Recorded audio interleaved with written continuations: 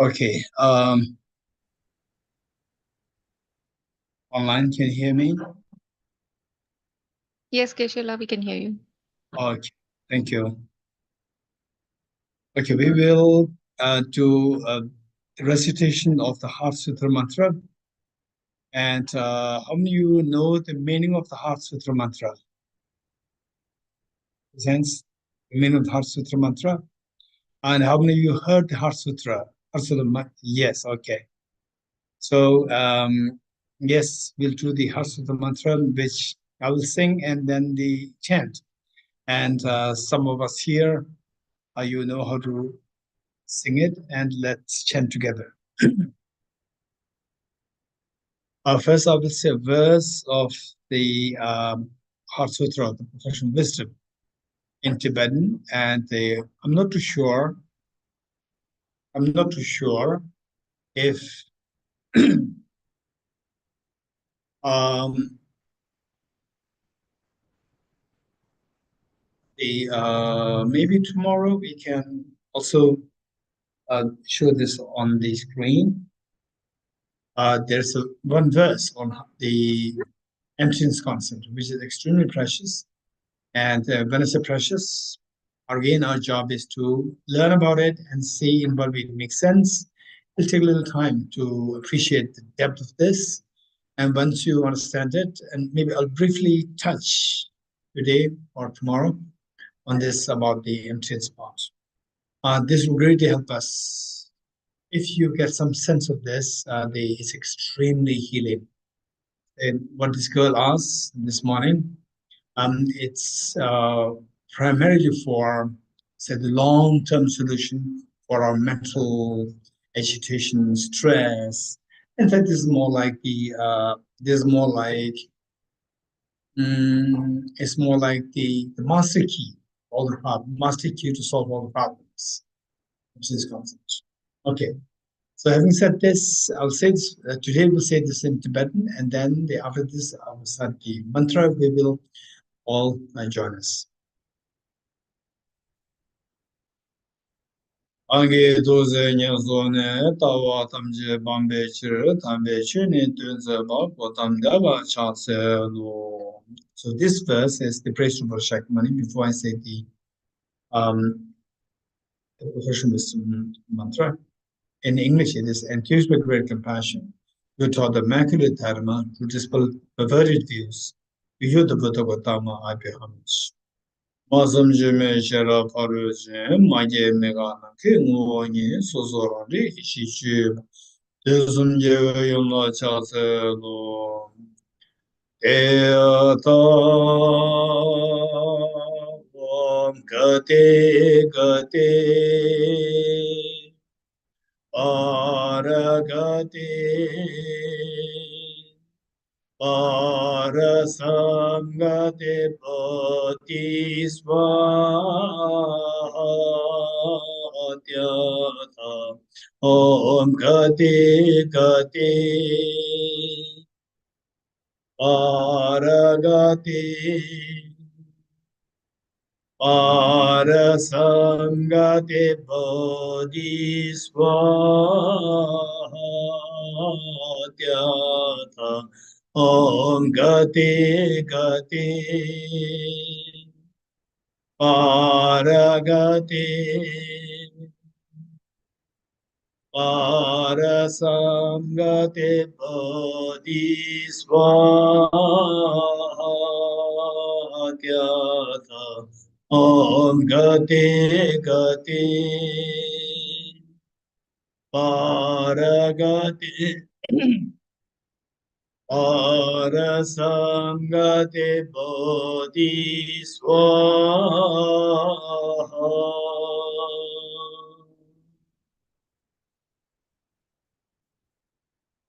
Julie, how are you?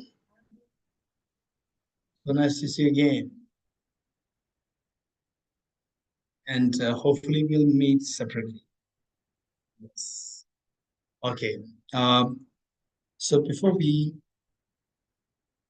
go to the main question, there is main question, meaning the main point. Us. There's one question which is very good question. This is what that bothers many people. And yes, for some people, this can be a little scary. So it says that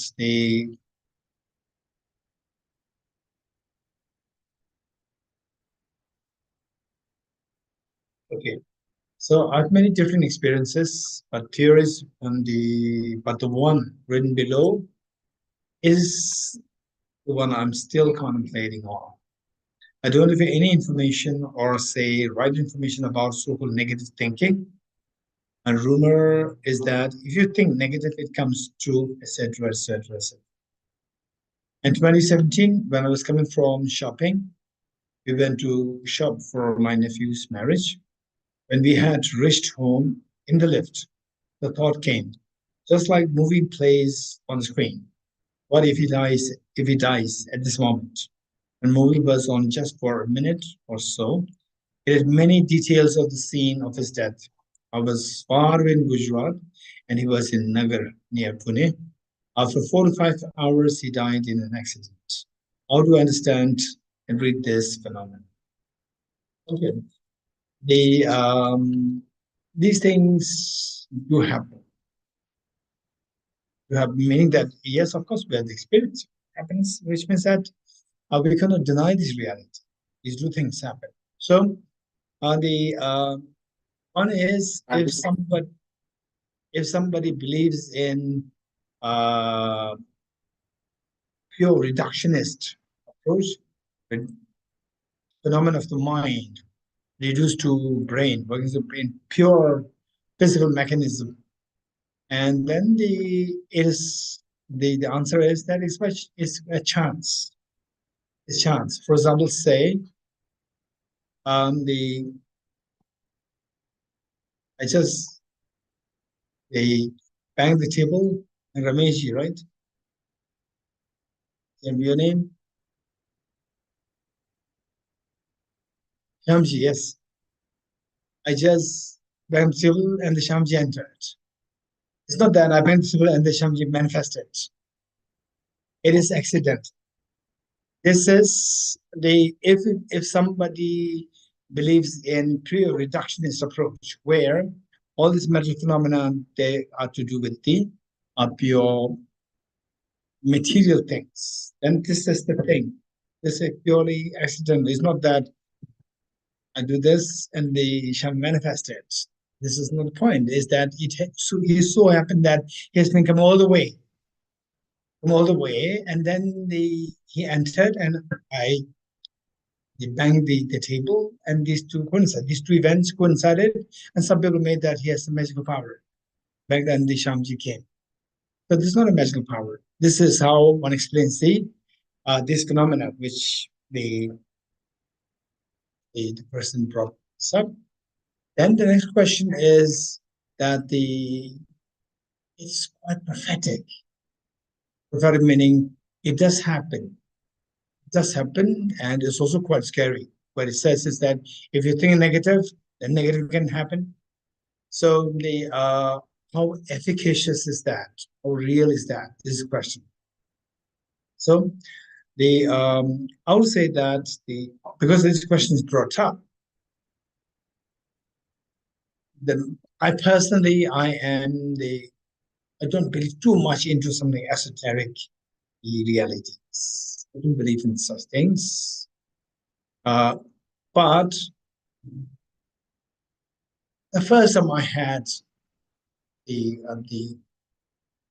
I'm compelled to believe in something known as, say, the energy, mental energy, was when I was from Cambridge. I went to see one British old lady who was very closely connected with me. And I was 35, she was 55. No, 85. There's a gap of 50 years. And I went to meet her. And she put me up in one small room for 3 days. And I was thrilled that those 3 nights, the best sleep in my life, those 3 nights, the best sleep, extremely blissful, ecstatic sleep, amazing. And the next day, on the 3rd day, I told her my experience. And she said that I'm not surprised. I said, why? And she said, the bed on which you slept, I used this bed 30 years to heal people. 30 years, she was a healer. 30 years I used this bed to heal people. So people were lying there, and then I was healing them. They're going to sleep. And I cannot deny this reality. But I explained this, no point. There was people who explained, who trust me that, okay, it must be true. What he said must be true. And then you will be benefited. But you share this with other people, this is just, again, an end story. So what I'm saying, these things happen. So what I'm saying is that, like this question coming up, so are these very efficacious all the time? Is a big question. So what I would suggest is, what I would say is that these things can be efficacious, but say if you start to believe in this, well, I would say that 1 out of 10,000 can be true and come true. 1 out of 10,000 such things can come true. 1 out of 10,000, not all. So therefore, if you believe in this, the danger is that your mind will be rewired, and you become so vulnerable. The moment something of this kind, visions come to you, you start to believe in this, and then it can scare you. So the best thing would be that, given that this is something which the person is expecting me to believe, explain it on the basis of my question. Please explain my question in the context of brain and mind. So this can be explained purely from mind, not from brain. And later on, so when you speak about the mind, this morning I just touched on what is known as the subtle and the gross mind. So talking about the subtle and the gross mind, when it comes to the subtle mind, there's what is known as subtle energy. So modern science is purely with the material things, and then it can go into the energy. For example, like say the black hole. It says that at one point it says that there's no light or no energy can escape black holes. So they talk about the energy, and when talking about the subtle mind, then there's accompanying that subtle energy. And in one system, we don't talk about the energy. We only talk about mind. Then when we go to talk about subtle and gross mind, then the energy is discussed. Energy, subtle energy. But the subtle energy later on, at the moment, the energy which can discussed in the subtle psychology, the subtle psychology, and connected to which is the energy, versus the energy that is discussed in physics. This will not say. Energy which discusses physics is way grosser in comparison with the energy that is discussed in the mind. For example, let's say that say you hear a sad news, and your mind feels agitated. So it's purely cognitive event of your mind, cognitive event. And your mind feels agitated, and then that is reflected in the form of the physiological heart beating increases. And then your sweat also, your body also starts to sweat. So why the heartbeat that involves a movement, and the movement should be done by some agent. There should be the energy which makes it move. And then the sweat glands should be active. Again, there should be some energy to activate the sweat glands. to secrete the sweat. So these energy where is it, what triggered, how this cognitive event triggered these energy. Cognitive event, which is purely mental, that triggers this energy which is visible. Scientifically, we can talk about, oh, now your heart is palpitating, what happened to you? When you're sweating, what happened? It's so obvious. So that is the gross level of the energy activation. And that gross level energy activation, the energy activation happens because of a subtle level of the energy activation. That subtle level is not what science can see at the moment. Later on, we never know. We never know. At the moment, what we talk about, the 5 kinds of forces and so forth. It's a very gross. Later on, we never know. There is, for example, like in the time of Newton, they can't really expect the paradigm shift to quantum mechanics and relativity theory. And then there was a paradigm shift that happened. It was totally unexpected. That happened. Likewise, say, talking about the energy, the physics talks about, say, the matter and the energy. These two are they're convertible or interchangeable. Say, matter can change into energy, energy into matter. This is what is discussed in physics. So that energy, and they may be able to find subtler energy at the moment. So the science does not have the tool at the moment to talk about these subtle energy. Okay, now subtle energy and subtle minds, these two are connected. When your mind is cognitively active, it's purely mental activity. Mental activity, because that it is closely connected with the subtle energy. Subtle energy is activated. The subtle energy activates the grosser energy that manifests in the form of the physiological changes. So this is how it happens. So now, from that point of view, say that that these things, for example, like I remember one of my nieces. When she has some dreams, strange dreams, then she said that these are very efficacious, meaning that, like what happened with this incident, she also says the same thing. And I say that I deliberately try to let her distracted, not to believe in these things too much. And then she knows my mindset. So one time she was going through mental anxiety because of the exams, the students' exam issues. And then her mother, my sister encouraged her to talk to her uncle about this anxiety and so forth. And what answer she gave? She said that, Mom, no point. He'll explain something scientific. No point. Scientifically, he says something, and then he'll resolve everything. He will not explain, what, I'm actually finding, I want this to be dissolved, the problem to dissolve, and he will not tell you how to dissolve it. He will say, sorry, this is what is happening. So no point. This is what she was saying. Okay. So what I'm saying is that this is a very strange things. Later on, I would say that these things, hopefully, but even if you don't go to the physics, to go to that level of the maturation of sophistication, still today, if you learn a little bit about this mind, which what we this morning, which we did, over the clear and the knowing agent, and then see how the mind can. Okay, I'm going to discuss more on this matter to this afternoon session as well. So once you know more about these, then gradually, say you'll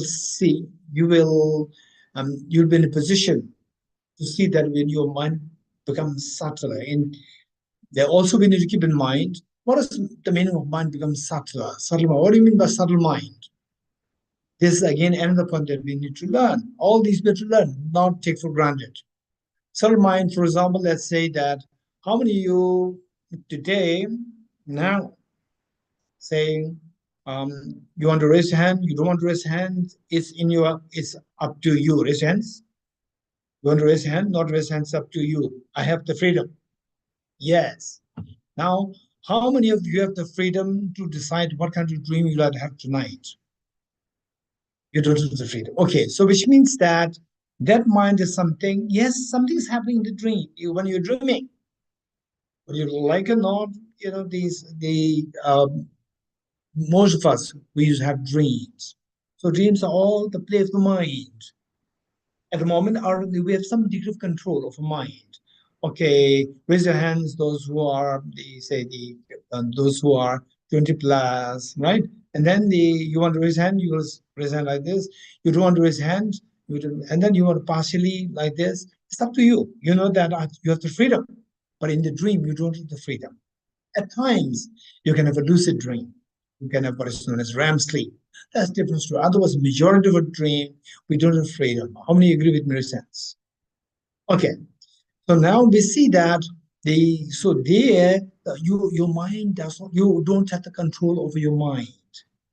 Whereas at the moment, waking state, you have some degree of control of your mind. You're getting it with your movement and so forth, and it's in your control. For example, you sit like this for too long, then you feel like you're sitting up, sit for too long, you feel like leaning against the support. So there you have some degree of control. And as the mind becomes subtler, we tend to lose control. You getting it? Okay. So therefore, the point is that if you learn about the mind, which is a distinct entities, which we're going to discuss today and more tomorrow, particularly with the help of the verses use the wisdom of the great Indian master Acharya Dharmakirti, which I studied this morning. We're going to touch on the reasons that he gave and what is mind, and then we can get a clearer picture. And then the one session I'll spend on integrating that with our today's contemporary thinking, the mind and brain, how they can, we can see that these two are not the same entity.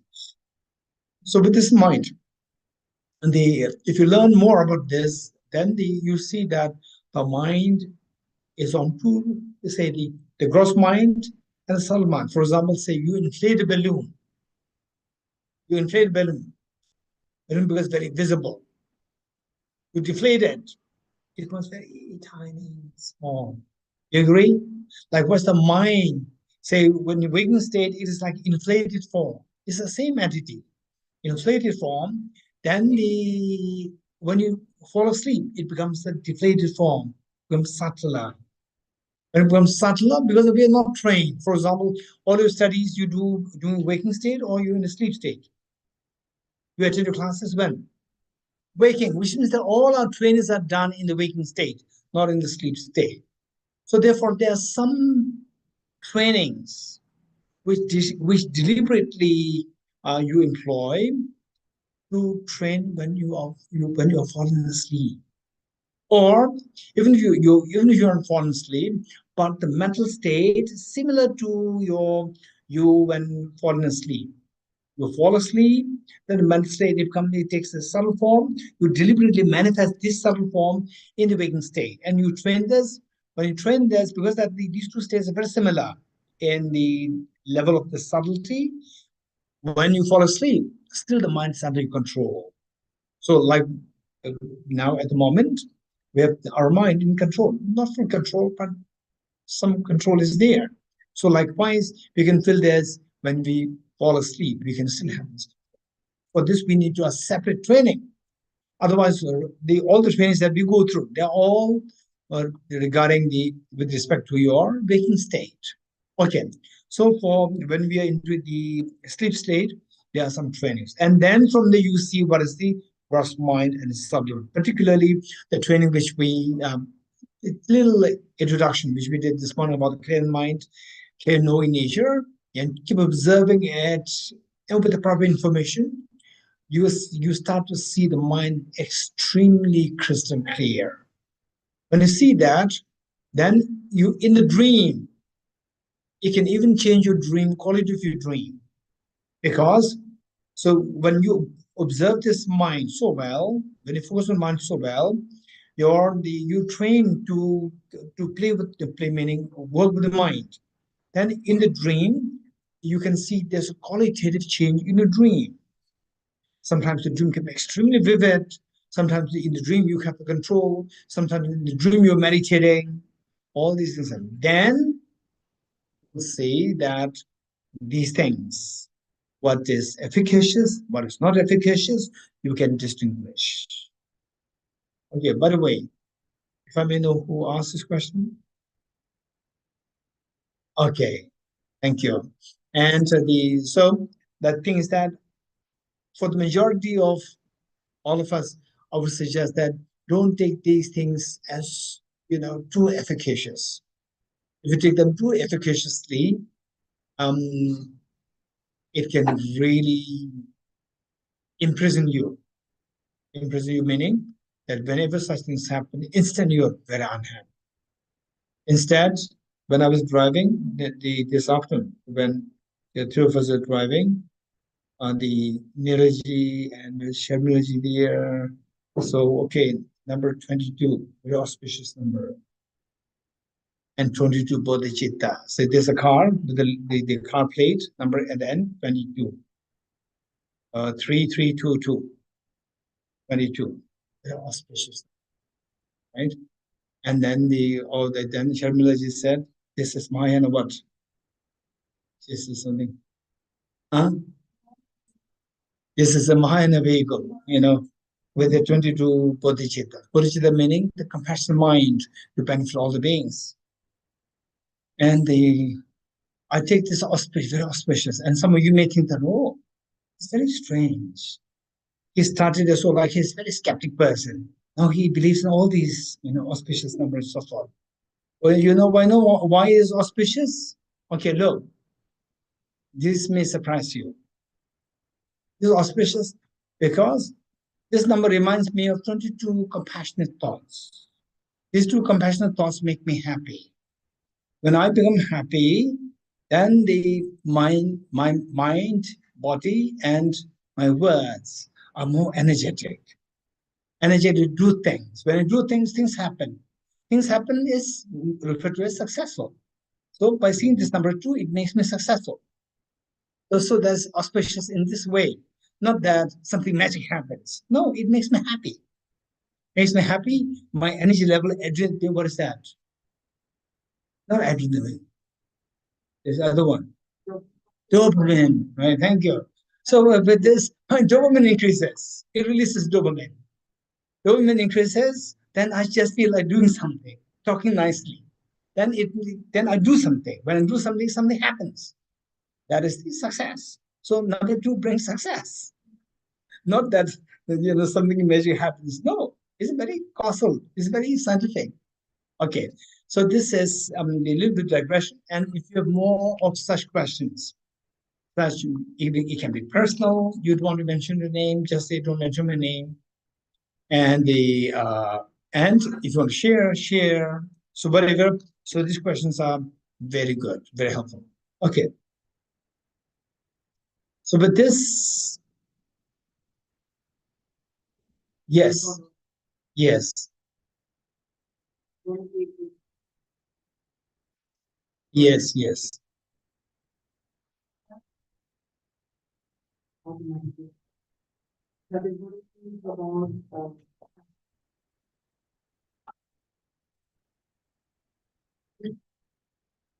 Positive things. Okay. Don't make promises when you're happy. So you're very positive. It can ruin us because expectations will come. And expectations, most likely, if it is unrealistic expectation, the result will not happen. Then you end up in frustration. So again, don't trust these positive vibes. You call it positive vibes. Don't trust them too easily. You're getting it? So whereas with the positive vibe, it makes you happier. When you become happy, instead of the other consequences, unintended consequences, see that, okay, when I'm happy, my immunity is boosted. That's the reality. You agree? When I'm happy, my immunity is boosted. When immunity is boosted, my health improves. My health improves, I like it. When I like it, I'm happy. So this is how we can think. This will help you. Rather than, okay, I feel so happy today. Maybe some presents coming to me. Someone's going to give me some presents. Don't expect that. Right? If it happens, good. If it doesn't happen, it doesn't matter. Don't take it seriously. A cause effect, which you are very sure of, cause effect, take it very seriously. If you don't study well, oh no, who knows whether I'll pass, not pass. Don't think like this. Take it seriously. Study well. Take your study seriously. You're getting it? Okay. And then the Instagram, Facebook, 3 hours, 4 hours. No. Study, please. Don't it'll disturb you, it'll distract your mind, it'll make you tired. But who knows? Right? Who knows that it may be good for me? No, this is too unrealistic. But what is it where you can see the visible cause and effect connection with something positive things happening? Go for that. Which is not visible, just false expectations. Don't go, don't waste your time. But you got. So now with this in mind, the why this discussion is so important. I like to share one anecdote which happened in 2019. It was in Israel, a conference organized on consciousness, organized by a neuroscientist, a well-respected neuroscientist, very senior, well-respected neuroscientist. And I was there as one of the speakers. And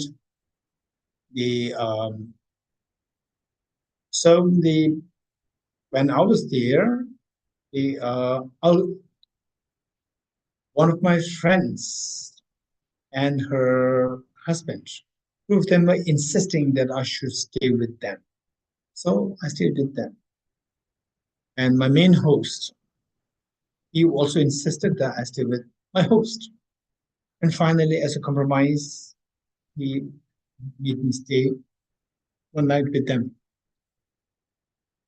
And the husband was a physicist. And then of course, some of you know my childhood, where I was so fond of physics. And so this lady, she knows about it, and she must have told. And by the way, I met this husband already before. And then so what happened was that the moment we arrived there, me and one Indian couple, very close friends of mine, three of us were together. The moment I arrived at their house, they organized, she started instant, very quickly she had organized tea, like tea with snacks. And then discussion started instantly. And she said, Vishala, please tell me something about rebirth. I said, no, I don't have the energy to discuss on this because I've been traveling. So it's a long trip, south, north, traveling, and it's very tiring. And I have no energy. Okay. Little relaxing. Then in the evening, again sitting on the dining table, again she said, Vishala, tell me something about rebirth. I said, I have no energy. And she became so desperate. Now this is only time. And tomorrow I will be leaving. So she said, he's the one who doesn't believe in rebirth. Pointing to her husband. He's the one who doesn't believe in rebirth. Okay. So I was staring like him, like this to him, and he was staring at me like this. I was so staring. And then I started my conversation with him about the rebirth. So this is very important. So let us, so since you're all from the psychology, the studies the psychology, for you it is not too difficult for you to plunge into. Whereas for him, I said that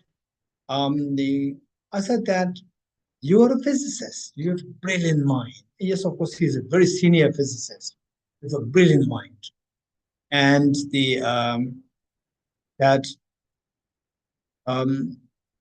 if you just lead your life without exploring these questions, rebirth, no rebirth, and so forth, then you become like ordinary person.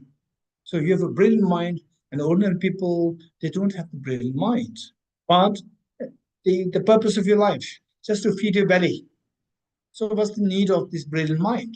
Somebody with a brilliant mind should use this brilliant mind for explore something which ordinary people cannot explore, like the rebirth. And I said that rebirth, and there are so many topics. Why rebirth? Why should we explore rebirth? There are many sophisticated topics, complicated topics. Why rebirth? And then I said that rebirth is a very, very important topic, because if we don't explore it, and if the rebirth exists, if it exists, it can be very scary. For example, the small children, they will say that, okay, so many of you are parents, your children, when they're little boy, little girl, age 4, 5, 6, they will say, I don't want to go to school. Raise hands. Your children said it. I have stomach ache, I have this ache, that ache. Raise hands. Right? They look for excuses. Okay. And if you say, yeah, okay, you don't go to school, don't go to school, then 2 years, 3 years, 5 years, and then one day the child will become like 17 or 18. And we'll see that all the other children, they are finished their high school, going to join, and then the child becomes handicapped. Then the child will blame the parents. And the parents, you will tell that, but you said you don't want to go to school. What will the child say? I was a small child. What will I know then at that age? You're getting it? So the blame will go to you. So in other words, what I'm saying, the small child will say that I'll not go to school. And the elders, they will somehow make the child to go to school. You agree? Why? Because the child does not see what is after 5 years, 10 years, 20 years. But the elders are expected to know that. So likewise, we are all like small children who don't see beyond this life. The small child who does not see beyond today, beyond the playground, they don't see beyond. So we're all like small children who only see this life, who don't see beyond. If there's if there is a rebirth, if there is life after, then we all become like small children. We're not prepared. Like this small child who doesn't go to school, always think about the playground. Then when the child reaches the age 16, 17, 18, then we'll see that the child is not at all prepared. So it's very devastating for the child. Likewise, if there is a rebirth, if we don't think about it, it's like a small child, only think about today, this life. So therefore, it's a very serious matter. This is what I said, what I told you. So therefore, for all of us, explore this would be very intriguing, and interesting also, interesting journey, particularly when you work on what the mind is like. Okay. So with this in mind, say that so a mind, which I said, which is not tangible and clear and knowing. So this mind, say, we see that say this mind, of course, we don't see it yet, but if we learn how to meditate on this, we will see that. Like directly we can see that. Once we see that, we see the true nature of this mind. For example, like how many of you agree with me that some children who are born in a very poor family, but they can be actually genius? How many agree that these things can happen? Yes. So, but if the child is not exposed to the correct environment, then his or her talent will be wasted. You agree? May become a better person within the community, but that cannot really manifest his the quality of being a genius. So the point is that we all have this, our mind. When we know that the real potential of this mind, what is this like? So for example, okay, let me give the example of my hand.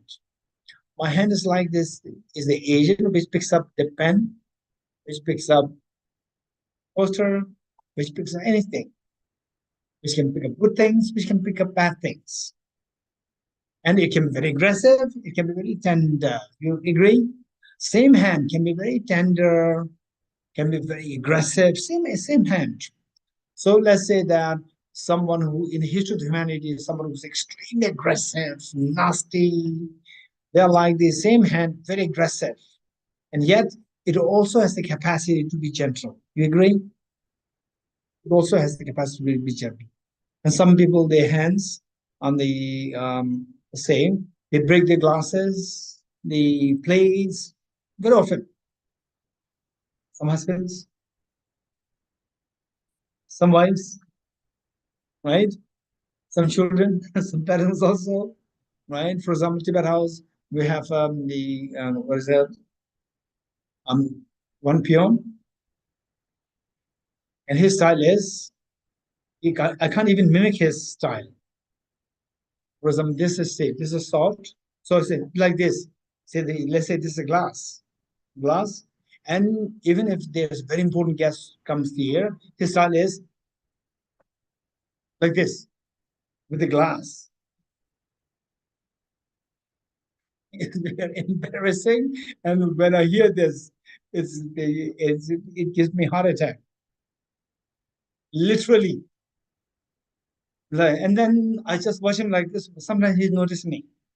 He notices me. He would feel that okay, he needs to calm down. Yeah.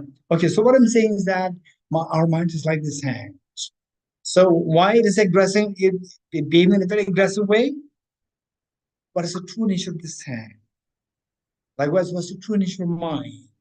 Our mind can behave very aggressively. Our mind can behave in a very intelligent way. Our mind can behave in a very stupid way. Our mind can behave in an extremely cultured way, extremely intelligent way, extremely punctual way, extremely lazy way, and extremely happy with the indulgence, extremely happy with the discipline. So if that is what it is, then what is the true nature of this mind? The true nature of this mind. This is a serious question. True nature of mind is amazing.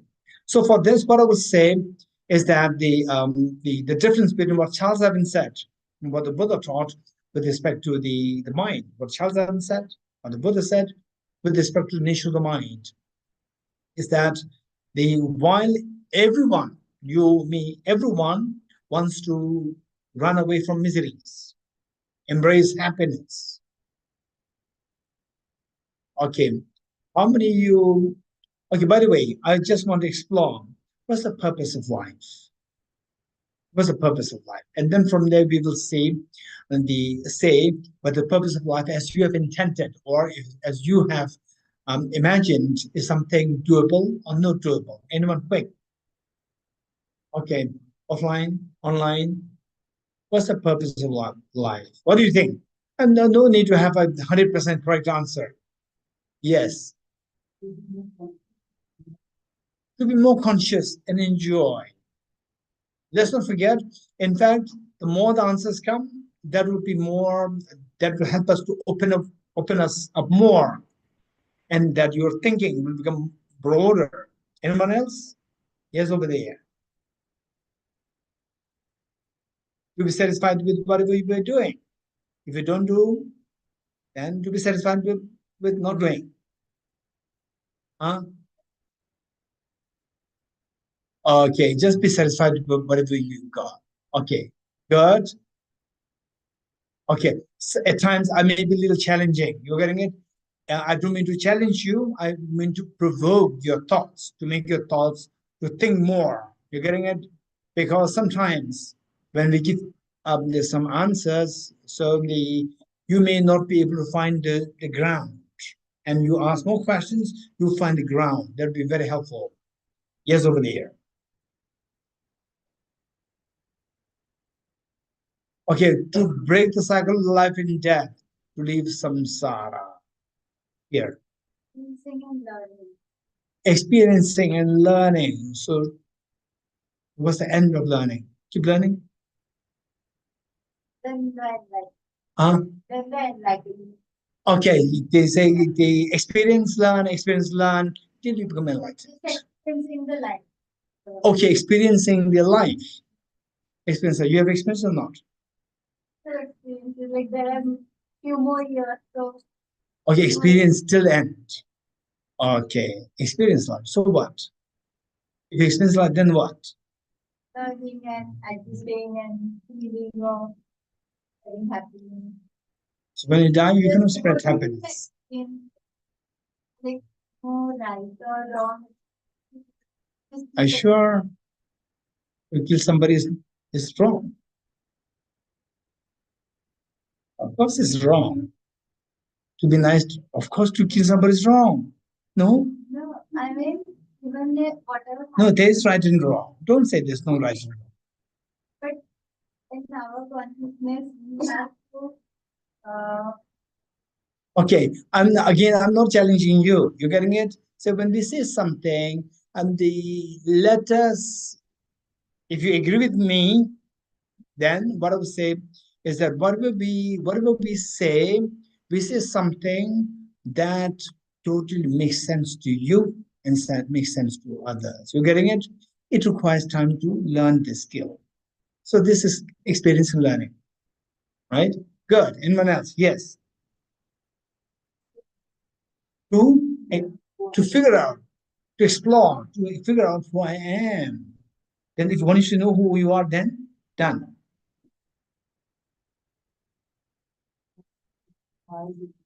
No, why should you continue to explore, who are you? Who am I? Okay, who am I? You're done. You know who you are. Then you go, who are you? Huh?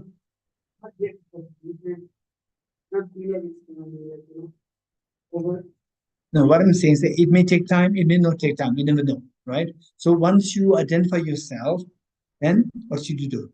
Then full stop. Okay, so this is sorry. If I know if I know myself well, then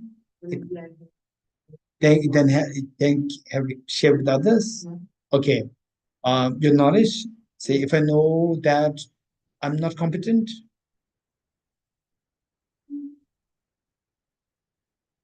right? If I know that I have a tremendous potential, then I can share. If I know I'm not competent, then what? How can I share? Okay, these are the questions. You're getting it? So these will help us. These are very important. So therefore, this is interactive to make sure that our mind is being active. So we need two things in our life. One is, as you said, experience and learn. Learn meaning keep growing in your thinking. Keep growing. This is so important. Keep growing. And you say whatever thoughts that you have, don't feel complacent. Let us not feel complacent. So invite questions from other people. And if your thoughts are challenged, if your thoughts are challenged, this is the greatest gift for you because then you can further think. Your thinking becomes deeper, deeper, deeper. Anyone more? What's the purpose of life? Yes.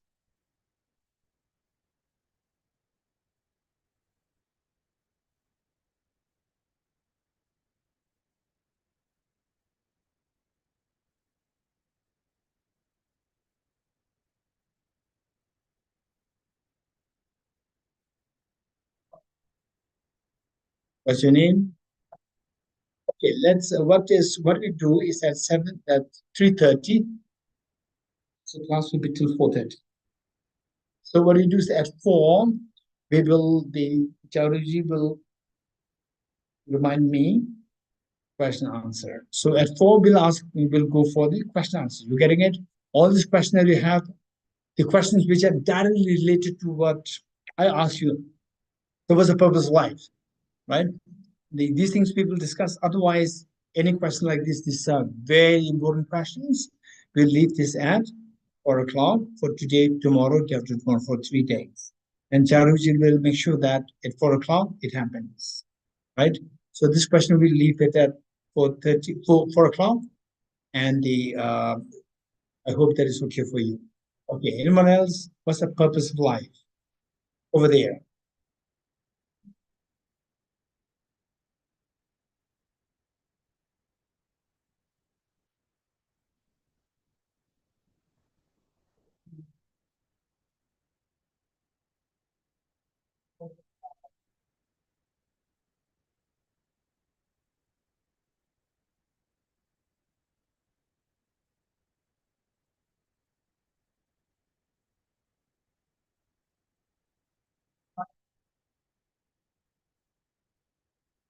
Okay, what's your name? Would you please tell me, say, can you just give me hypothetically, can you give me some examples of where your purpose changes? Just hypothetically, you can just create a scenario, cook up stories.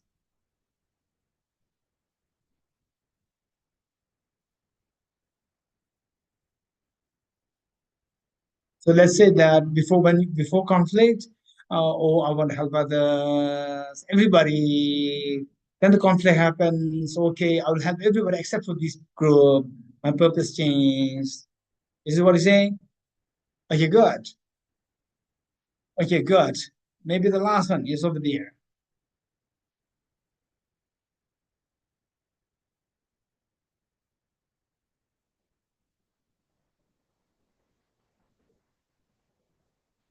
Okay, the purpose of life is to help the accomplish the full potential, your full potential. Once that is accomplished, and then help others also to do the same. Wonderful. Okay, good. So now the what I would share with you is that the purpose of life.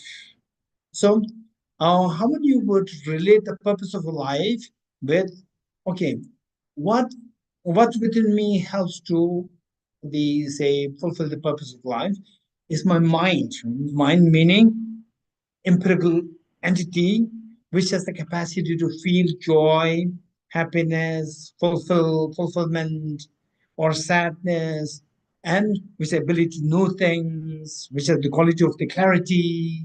So that entity. So the purpose of life is related to this entity.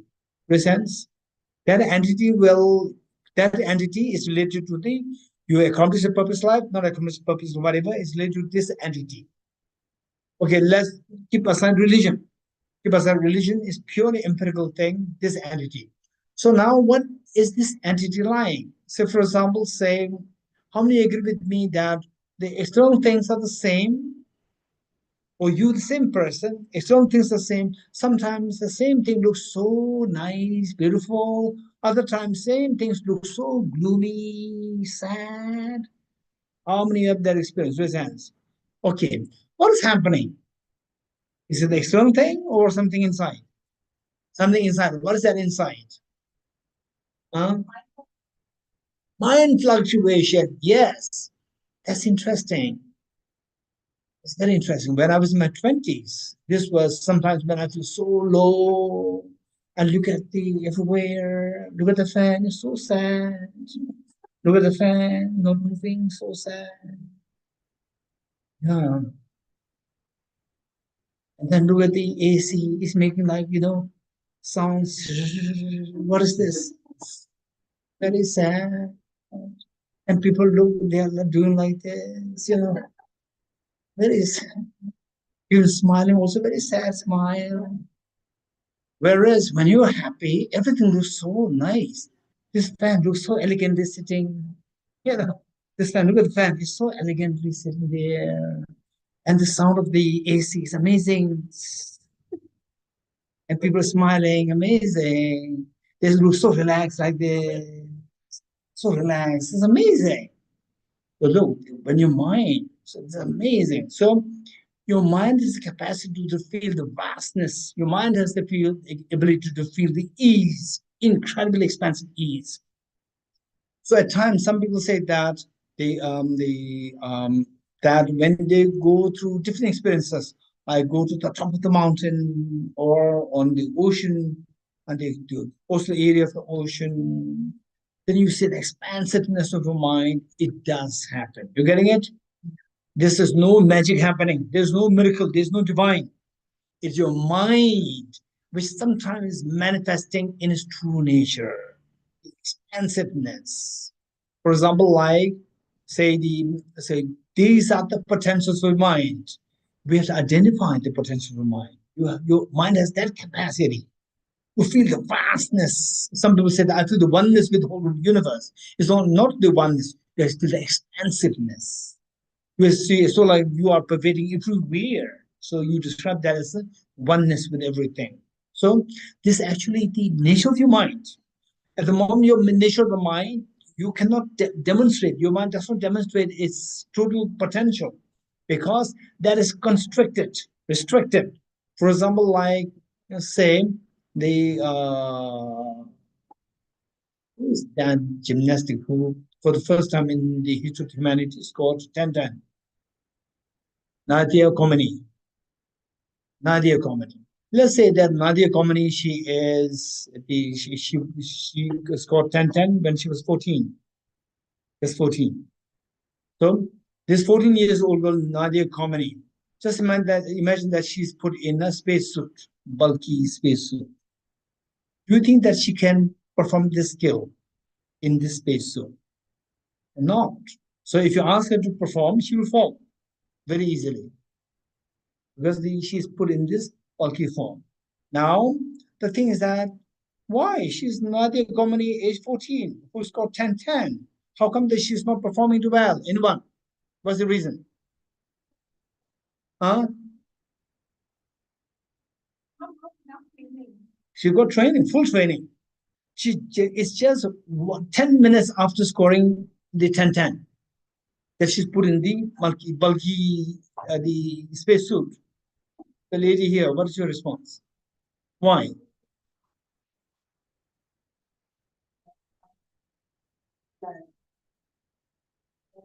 So in other words, she's bound. She's bound by the spacesuit. How many agree with this? She's bound by spacesuit. She still has her potential didn't go away. Remove the spacesuit, she'll perform the same thing, 10-10.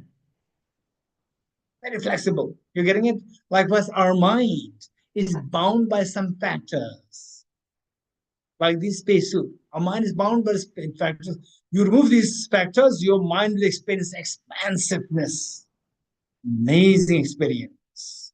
And I like to spend some time on this. And what is your next question? I said that your mind has a tremendous capacity to feel the expansiveness like the Nadia Komeni when she was 14 years old, not when she was in her 60s. In her 60s, she can fall very easily. You're getting it? She will not score 10-10, not even 2-10. It was when she was 14. So our mind has that capacity to feel expansiveness, amazing ease. But why don't we feel that? Because just as when she was put in the spacesuit binds her skills. It doesn't mean that her skill disappeared. Her skill is there. But her skill was bound by this spacesuit. Likewise, our mind has that skill to expand, feel the ease. But why it is not feeling at the moment is because that is bound by some factors. What is your next question? Anyone? Yes, over there.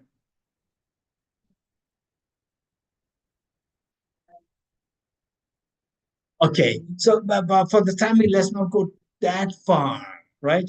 So what I said is that, okay, I don't mean to say that don't think anything else, right?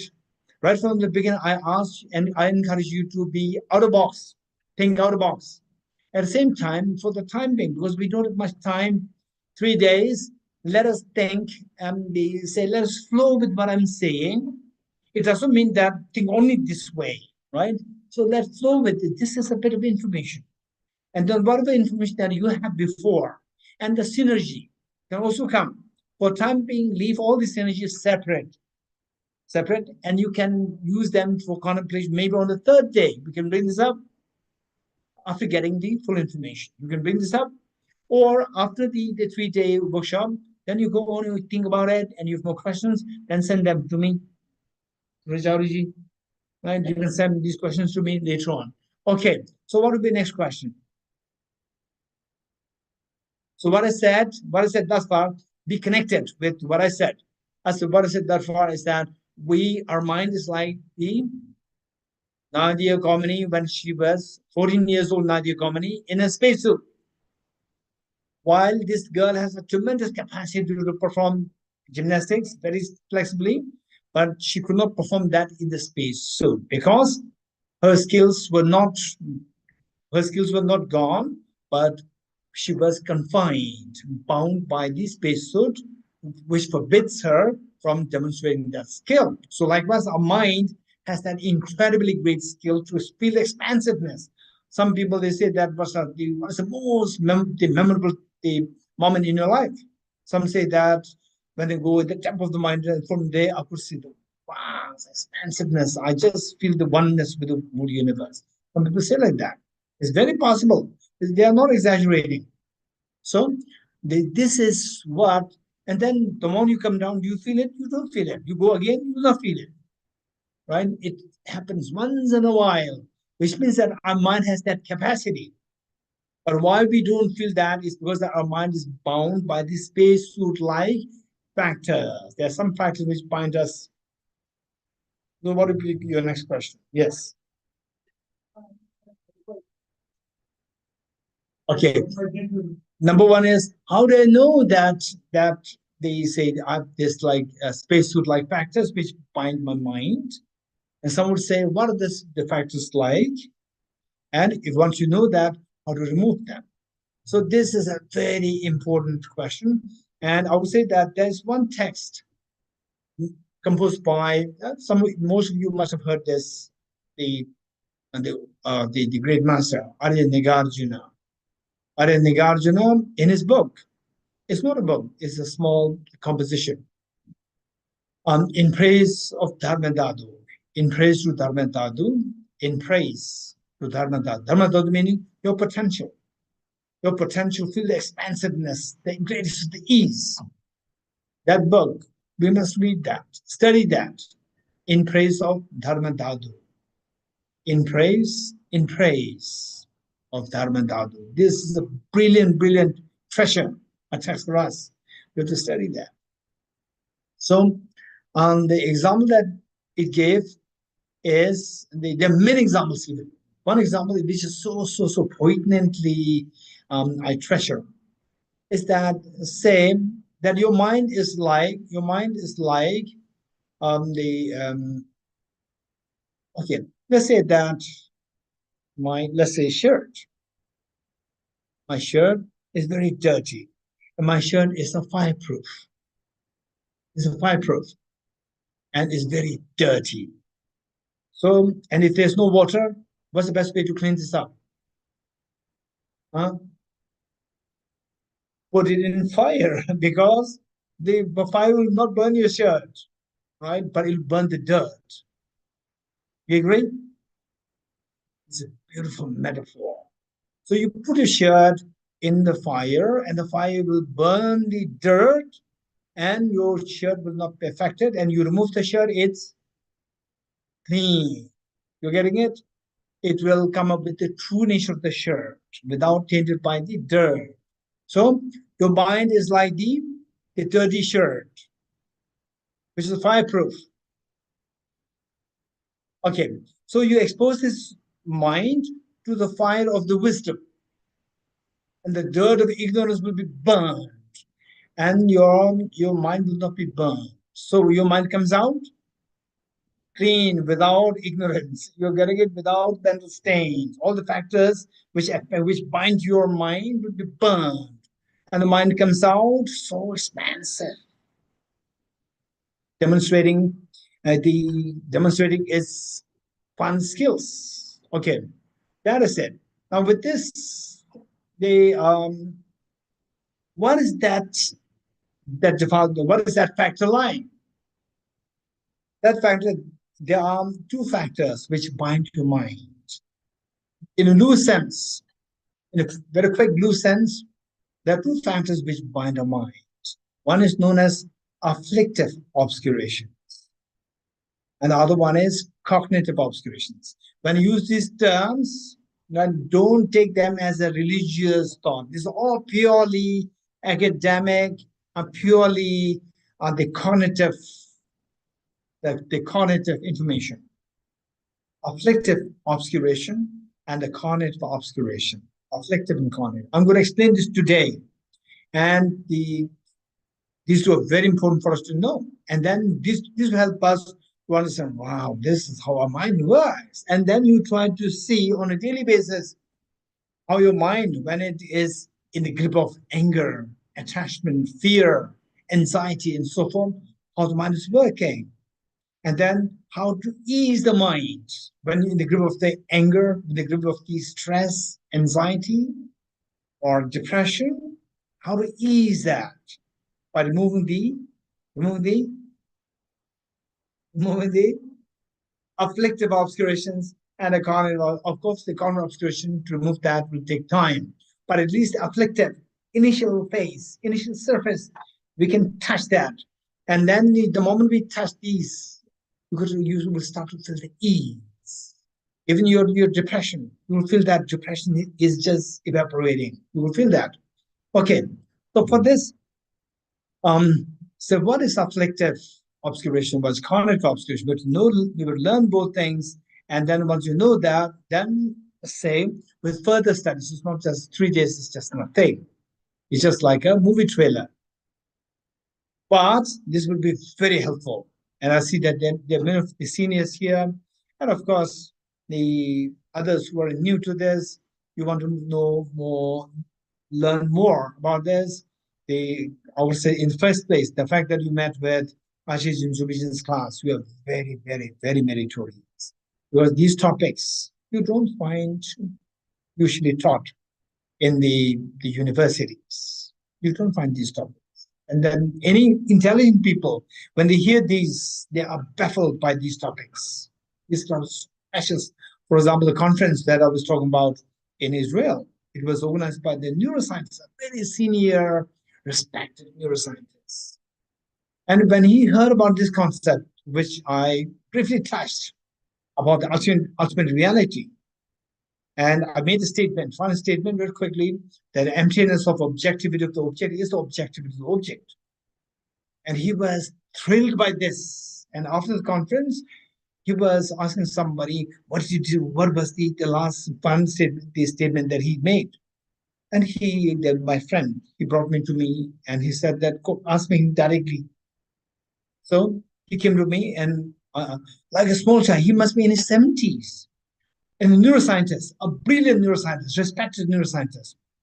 And like a small child, he was memorizing this, reading it, that the emptiness of objective object is objective object, only objective object. This is what he was memorizing like a small child. No, this is where these information are so precious. So once you get these information pretty intact, pretty complete, then your job is whenever anger arises, whenever attachment arises, whenever discord happens in the family, whenever you feel a little low, down, depressed, just think of this, how the cognitive affliction is playing on my mind, how the afflictive obscuration is playing on my mind. And then when you touch a little bit how these are the factors to bind me, instantly you feel the release. You feel that your mind is expanding, your mind will be uplifted from the depression, anxiety, instantly. This is extremely precious information. I would say that these must, in fact, the many of you who, yes, your name? But Manasi and the lady over there.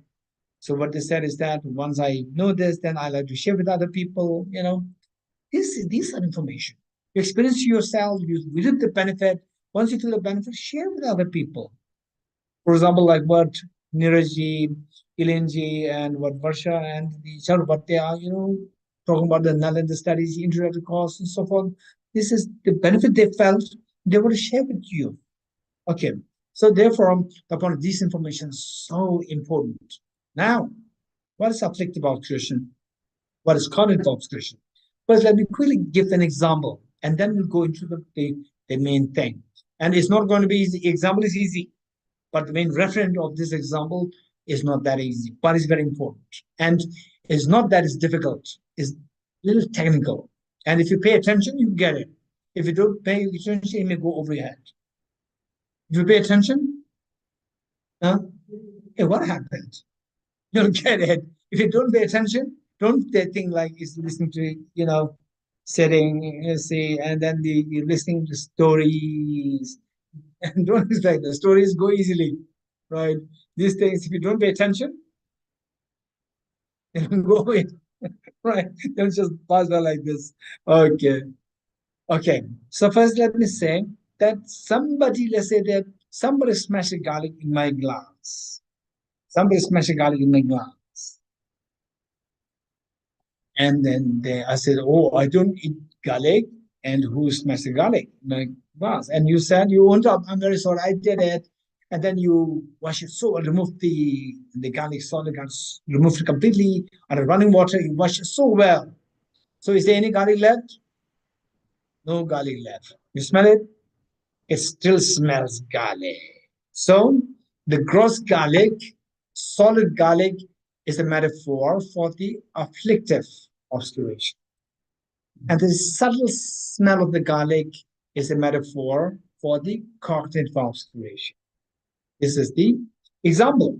Now, what exactly is afflictive obscuration? What exactly is cognitive obscuration? These are two questions. I'm going to quickly touch on this part. Okay, let's say, okay, so what is this? Hey, what is this? Okay, when the rest of the participants, when you don't give the answer, Elaine is actually giving the answer, saying that we are not inactive, right? Okay, because she answered this 100 times. In past, what is this flower? What is the flower? Even without looking at it, she would give the answer flower. Because she knows that Vishal must be picking up a flower. Okay, so how beautiful is this? How beautiful is this? Okay, I may ask the Akbar, how beautiful is this flower? Wow. Thank you. You're very positive. Okay, it's very beautiful flower. Okay, let's say Asha Raina. Asta Raina. How beautiful is the flower? Unmute. Very, very Huh? beautiful. Very Very beautiful. beautiful. Very beautiful. And Bhargav? Bhargav? Hi, sir. It's fine. Good. It's fine. Okay, thank you. Just answered that I'm expecting, and I got it. Okay, so, right? Is another way of saying so, right? It's so. So It's some fine. say very It's beautiful. not bad, but Huh? yeah, Huh? it's nothing bad. It's nothing good. It's fine as It's as fine. it It's fine. It's so. is. It's fine. Good. Okay. So when we say that, okay, this is fine as a okay, let's say okay, we have the two little girls outside. Okay. Okay, let's say that so how many of you like this flower? Raise hands. Okay, how many of you so? Okay. Okay.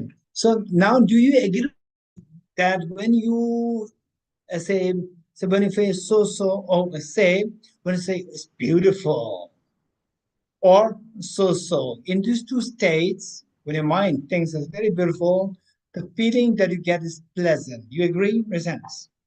Good. When it's so, feeling that you get is more neutral, right? Okay. Some people, they don't like flowers at all. You know why? For example, say they look at the curtain. Curtain is a flower design. There's a turtle is a flower. Look at this again, flower design. What is this? Everywhere flower. What is that? Even look here. Also, there's a flower. Everywhere. What is this? You know, some people like that. For some people, wow, it's amazing. Everywhere is flower. It's so beautiful. Even the paper is also there's a flower design. It's so beautiful. No, here is a flower. So, the same when you say these emotions arise, beautiful, not beautiful. When these emotions arise, what is happening is that you encounter, generally speaking, you encounter with the object. You agree? Say in this case, you encounter with the flower. You agree? Good. So flower is the object, and your mind is the subject. You can say it again. Flower is the object and your mind is subject. These two interact, and then the various emotions arise. Pleasant emotions, unpleasant emotions, or neutral emotions, they arise. Okay, this is the mechanism when we interact with the object. When we interact with the object, there are two things happening. What do you mean by interaction? There are two things happening. One is the flower, the object-wise, object appears to the mind. Let me repeat it. The object appears to the mind, to the subject. You agree? Okay, so there's and when you say interaction, there's the act of appearance. Act of appearance, which is related to the object, not with the subject. Because we say the flower appears to the mind, we don't say the mind appears to the flower. You're getting it? We say the flower appears to the mind. That's the act of appearance, which is associated with the object, not with the subject. Now there's another act also. There's another act also, that is the mind apprehends the flower. The mind engages with the flower. So the mind apprehends with the flower. Act of apprehension. Act of apprehension is related to the subject, not with the object. How many agree with me in a sense? Okay. So when you say, they say the appreciation to the flower appears. When I see the flower, it makes me so happy. So there, the emotional stirs happen because of your mind interaction with the flower as the object. Presents. And when you say interaction, it involves two things: act of appearance and act of apprehension. Okay, tell me louder. Now, when we say the mind interacts with the flower, mind interacts with the object, or the subject interacts with the object, and there are two things happening. What are the two things? Act of appearance and act of apprehension. Two things. Okay, this is very important concept. Now let's say that what binds the mind, the factors which binds the mind, right? Which bind the mind, they the ignorance. Ignorance binds our mind. And how? Don't say that we can make it religious, or ignorance binds our mind and ignorance defiles our mind, but you get into ignorance and go beyond. People say like this was very poetic. Go beyond, let go. Very easy to say, but actually, how to go beyond? No answer. So one time there was a scholar. I don't want to mention his name. There was a scholar who was ornamented with so many awards after awards for his authorship, and his last book was the launch in the reputed institution, and I was invited to be the chair to chair his talk. And they listened to his talk about the book. He talked for about 1 hour. And then finally he comes by saying that ultimately the happiness that we get is through having communion with the reality. Communion with the reality. And I was waiting to hear how to have communion with the reality he starts.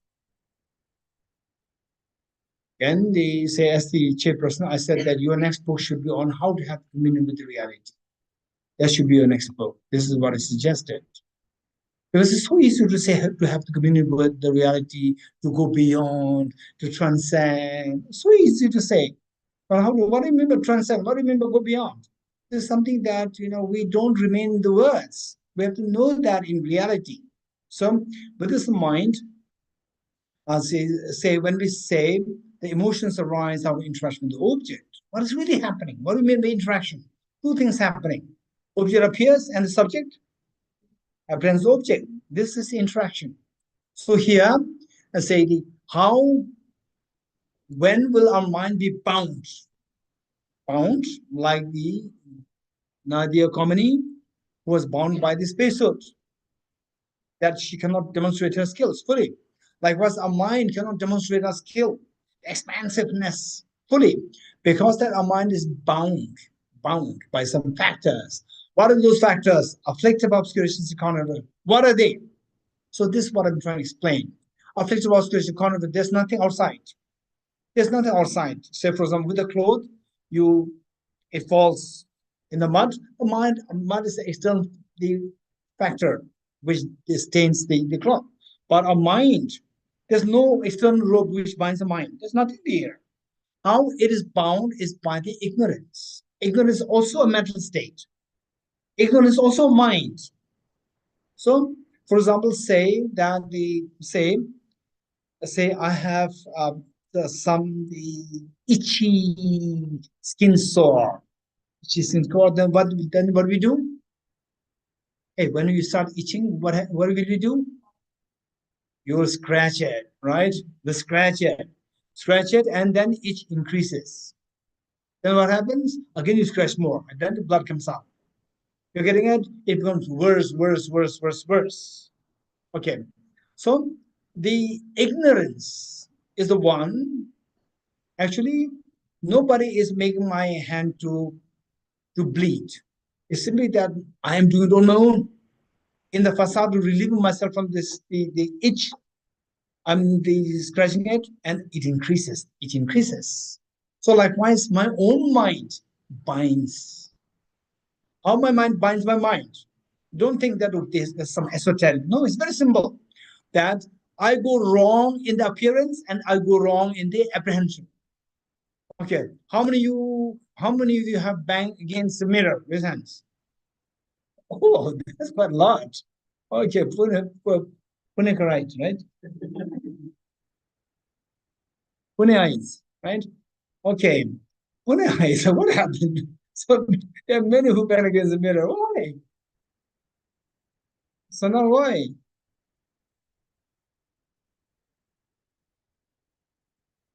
Okay, you do not notice that there is the mirror there you bang. Anyone else? Why did you bang against the mirror? Okay, now what happened? I don't mean to shame the Puneites. Raise hands. Okay, raise hands those who raised their hand earlier.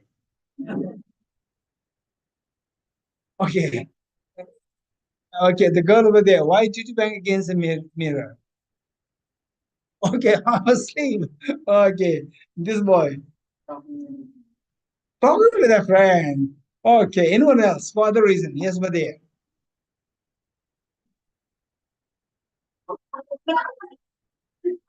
Mirror was too clean. So, not a glass, mirror. Mirror and glass, these two are different.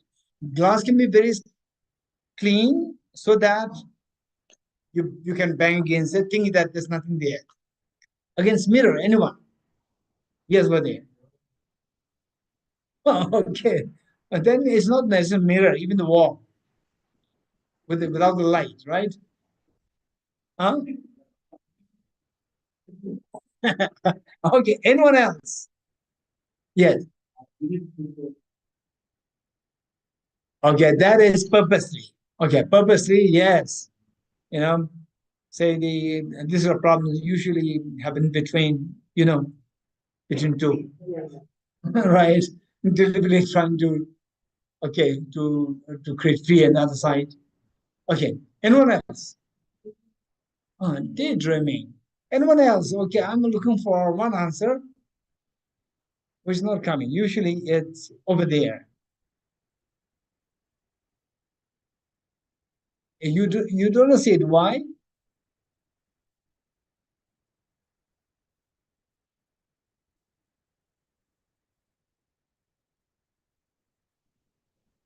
Okay, you don't notice it. Okay, good. Okay, how many you, because of the mirror gives the impression that there's something beyond this point. Because actually it's a reflection. You see the reflection as real. Raise hands. That can happen. Not to you. That can happen. Raise hands. So that creates confusion in you. You think that there's a space behind this. Actually, it's a reflection of what is behind you. And you try to go beyond, and then you get bang gains. So that is the mistake in appearance and mistake in apprehension. Mistake in appearance because a reflection in the mirror appears as real while it is a reflection. It's not real. So there's a mistake in appearance, and you believe that it is real. So mistaken appearance and mistaken apprehension. So mistakes happen on two levels. That is known as ignorance.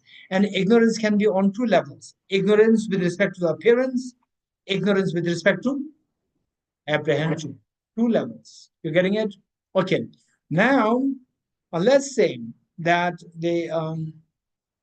let's say that you as a little girl or a little boy who had never seen snow, you have never heard about snow, and suddenly your parents want to take you to Mount Kailash, and you've never heard about snow, you've never seen snow, and then your parents tells you that when you go there, we're going to see snow. The mountain is covered by snow. You don't know what snow is, and and your mother also tells you that you can have a, what is that? Snow glare problem. Glare. To stop the glare, you have to put on the goggles. And the goggles, the color of the goggles is blue. And the mother never told you that the mother or whoever never told you that snow, the color is white. And you put on the blue glass, the goggles on. You go there, you see what? Blue snow. You're getting it? And you think, oh, this is snow. The mother says, yes. And in your mind, you think the snow is blue. You're getting it? Because the snow appears as blue, right? Yes?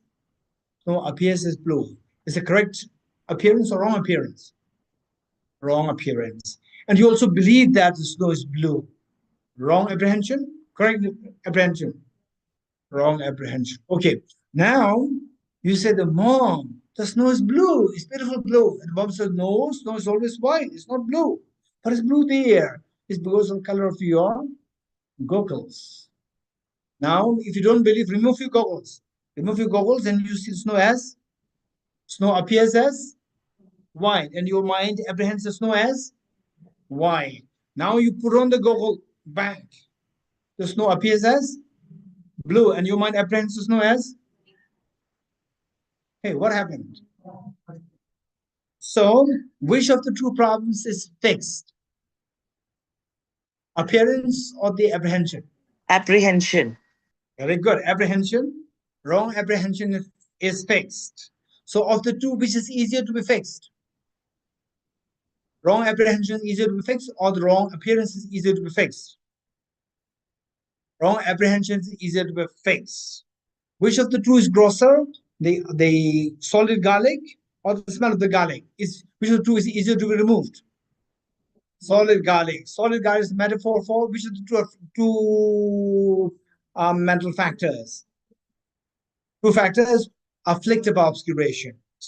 So afflictive obscurations is related to the wrong apprehension. Wrong apprehension of the object by the mind is related to the afflictive obscurity, which is easier to be got rid of. And the wrong appearance is related to the cognitive obscurations, which is more subtle to be removed, more difficult to be removed. Don't forget it. With this in mind, before I invite questions, I like to make a very important statement. Okay. How many of you, let us be very honest, how many of you have shed tears on your life, tears of sadness? Yes, no? Yes. Okay. And which means that almost all of us, hi, two girls, little girls, you also shed tears. Yeah. Huh? Okay. Okay, don't ask the reasons. Okay. Anvisha? No reasons? Okay, I'll not ask you. Okay, so we all have shed tears. Okay, tears of joy, keep that aside. Tears of sadness, tears of desperation, tears of helplessness, hopelessness, heaviness. This is extremely painful, extremely painful. All these, believe it or not, all these tears, and who shed tears? Boys or the girls? Young, old, Buddhist, non-Buddhist, Punehais or non-Punehais? Everyone shed tears. And all these tears are connected with the ignorance, which is mistaken with the act of apprehension. This is a great discovery. If you remove this ignorance, which misconceives, which misapprehends the reality, all your tears will be stopped. Whatever religion that you're following, whatever gender, it doesn't matter. All your tears will be stopped if the ignorance with respect to the act of apprehension stops. All your tears will drop. All your mental pains will disappear.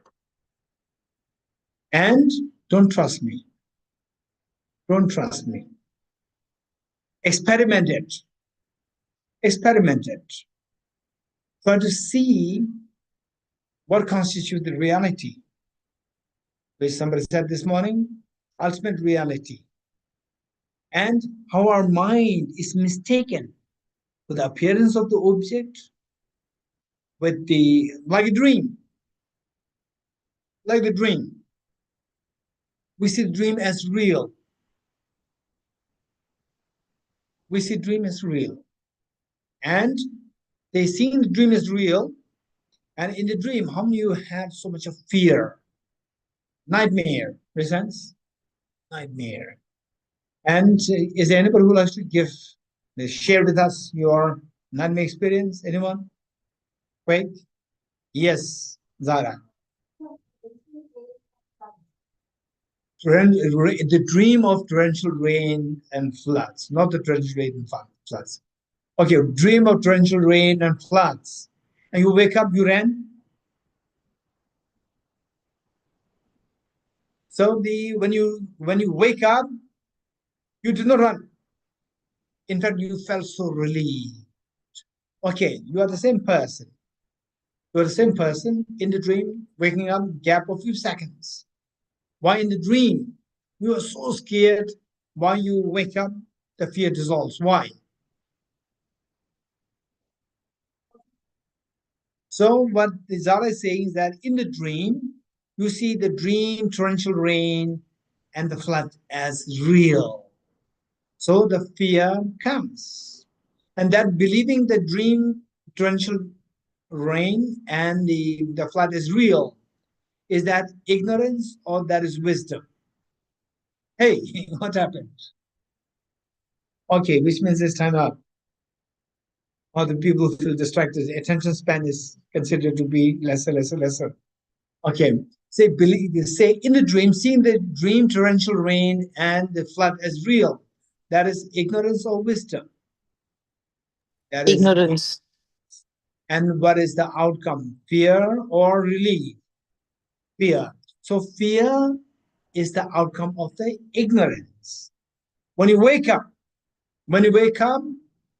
say you feel so relieved. Why?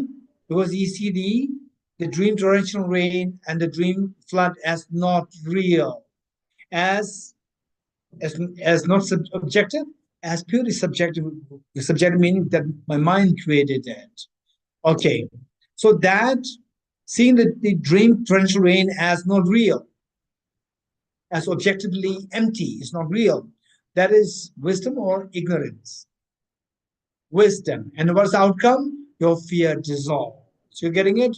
So this is the amazingly beautiful example how the ignorance dissolves with miseries, and how the ignorance gives rise to miseries, and how gives rise to tears, miseries, the fears, and how the wisdom dissolves with miseries and it stops the tear. Okay. Now,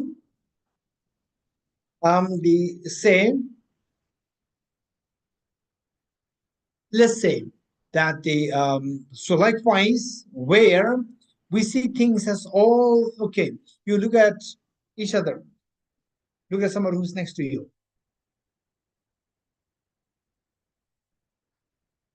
Okay, so I did not ask you to smile, but you're smiling. Okay, so why did you smile? Shamji, why did you smile? Okay. Okay. Okay. Why do you smile? Anyone? Okay. Okay.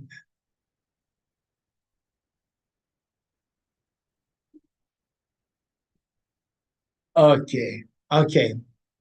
Okay. Now, close eyes and think of the same person who made you smile. Think of the same person who made, don't look at the person. Close eyes, then think of the same person who made you smile.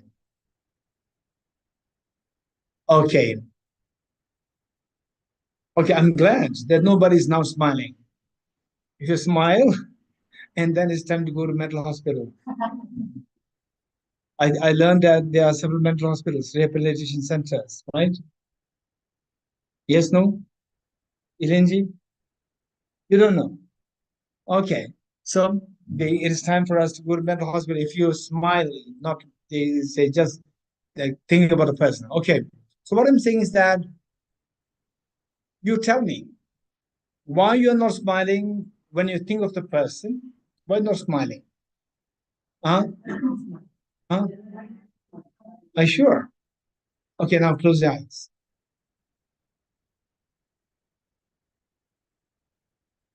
Okay, you really need to go to hospital. I'm joking. I'm joking. Okay, okay, okay. Tell me why when you close your eyes, why don't you smile? Anyone? Why this? Okay, good, good, good, good, good. What your name? Okay, Sachin saying that we know that what I'm seeing is not the real. Presents. Okay, not real meaning that we say object, subject. It's just coming from our mind, from the subject. It's not from the object. You agree? What Sachin said. In other words, what Sachin is saying is that what I'm seeing, closing my eyes and think of the person, that is purely objective. It is not subjective. Oh, what is that? It's purely subjective. It's not objective. How many agree with Sachin in a sense? Good. So, in other words, what we can learn is that that everything is subjective. There's nothing objective. When you say everything is subjective, your emotional stirs, involuntary pull and push starts. All the tears start. When you see that everything is subjective, there's nothing objective. But the next question is, how do we know that everything is subjective? This requires extensive study. So getting it? This is a very serious matter. If we truly want to stop all our tears of life, this is the solution. We have to know that everything is like it's subjective. And then the same, okay, now pick up something, whatever you have, just show something to me. Something to me. Okay. Now look at it yourself. Don't just show it to me. Look at it yourself. How does it appear to? Does it appear like a dream, subjective or objective? How does it appear? It appears as solid objective. Makes sense? Okay, that is, and you say it appears as solid objective, and your mind apprehends it as objective. Yes, no. So your mind apprehending it as objective. This is a mistaken apprehension. That is afflictive obscuration, and that creates all the fears and tears of a life. That is purely a mental phenomenon. It's not a physical entity. It's a mental phenomenon. You're getting so if you fix this mistaken apprehension with respect to the object, the objective reality. When you fix that problem, all your tears will stop. Okay, okay, we have another 15 minutes now. Questions if you have. The first here, your question, gentlemen, your question. Yes, what is the question? You forgot the question?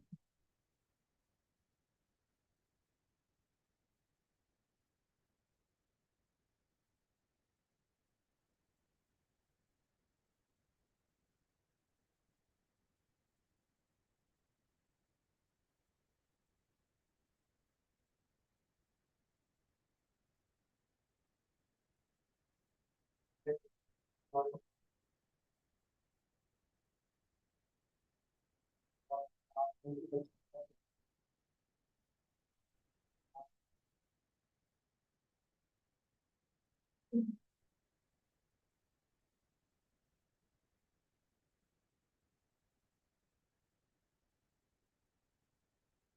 name?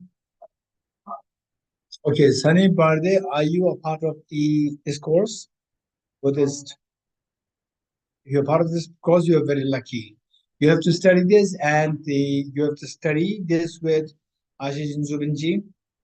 There are many other seniors.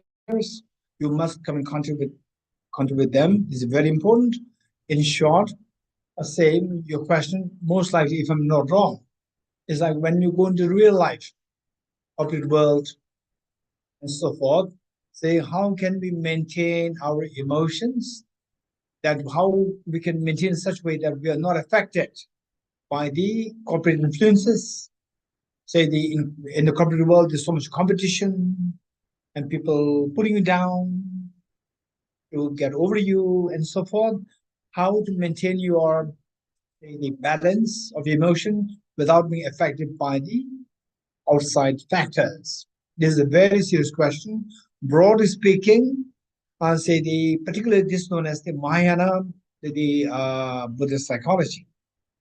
This study that we're doing here is known as Mahayana. Mahayana meaning, say Mahayana is the great. Yana is the path or the vehicle.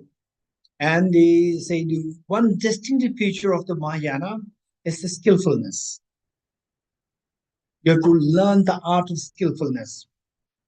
Art of skillfulness through two things. One, that your compassion is always retained, not to compromise, give up on your compassion. Compassion makes sure that you are calm and peaceful. At the same time, people can take advantage of your compassion. Particularly, say people may not see your compassion as compassion. They may see your compassion as weakness, as weak. And for that, you need the wisdom. Wisdom to tell the other person that I'm not weak, I'm smart. So this is known as the skillful compassion. So we need to cultivate that wisdom to see that things are all dependent on origination. Usually what I tell people is that, particularly those people who are doing a PhD, so forth, a PhD in, let's say, physics, I'll tell them that do your PhD in physics or proper physics. Don't mix that with the Buddhist philosophy, Western philosophy, and so forth. Do proper physics in PhD. Then once you're done with this PhD thesis, then later you can write books on philosophy, the physics and Western philosophy, physics and Buddhist philosophies, physics and the Samkhya philosophy. You can write anything. But your thesis, PhD thesis, must be pure physics. Why? Because that in the first place, you must be accepted by the world of the physics. If physics world, they should accept you as a part of the group. If you're not accepted by them, no, what you wrote is not physics. It's just religion. It's philosophy. When they see that, you will kick out. And whatever you don't have a say in the physics world. So you write something which is pure physics. Once you are there, if you are convinced by these concepts, then you can share these concepts because you already accepted in that world. We share these concepts and these people will be benefited. So what I'm saying is this is known as skillfulness. You need to have the full knowledge of what's going around. And don't be too naive. Compassion, compassion. His Holiness the Dalai Lama. This is amazing. His Holiness is extremely smart, extremely realistic. After giving a lecture to like 30,000, 40,000 of people in big stadium, His Holiness was asked lecture on compassion. And from the audience, there was a question asked. The question was, you always talk about compassion, but when we practice compassion, people take advantage of our compassion. What should we do? So His Holiness responded very in a simple lines. He said that if a mad dog comes, don't say compassion, compassion, run away. You understand what His Holiness said? If a mad dog comes, don't say compassion, compassion, run away. which means be realistic, which should be very realistic, which should be practical. Your compassion must be combined with wisdom. It should not be, say, ignorant compassion. Otherwise, you can go through what is known as compassion fatigue. So make sure that compassion is conjoined with the wisdom. This is known as skillful compassion. This is the whole mark of Mahayana teachings. Next question. Over there.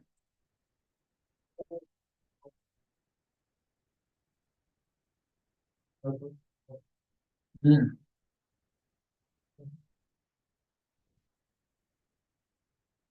When we are afraid, what kind of ignorance is that? Is it, huh? Oh, oh, okay. Ignorance, this is a good point. What are we ignoring? What are we ignorant of?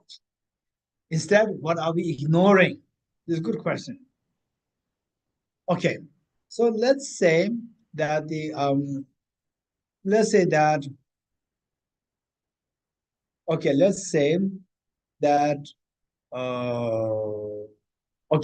Webviji. Webviji is, say, joining, let's say, my office, and somebody gives me the information that Webviji is extremely influential, connected to all the big people in the world, in India, in the world. At the same time, if you're not being nice, she can squeeze you, right? She can squeeze you, and she is not an easy lady. Okay, then she joins office, and I'm scared. There's a fear, and I said the fear is driven by the ignorance. And what am I ignoring? You're getting it? So I just believe in the information which I got from somebody else about Webviji. So I am ignoring the real information. I'm ignoring the real information that Webviji is an extremely kind person.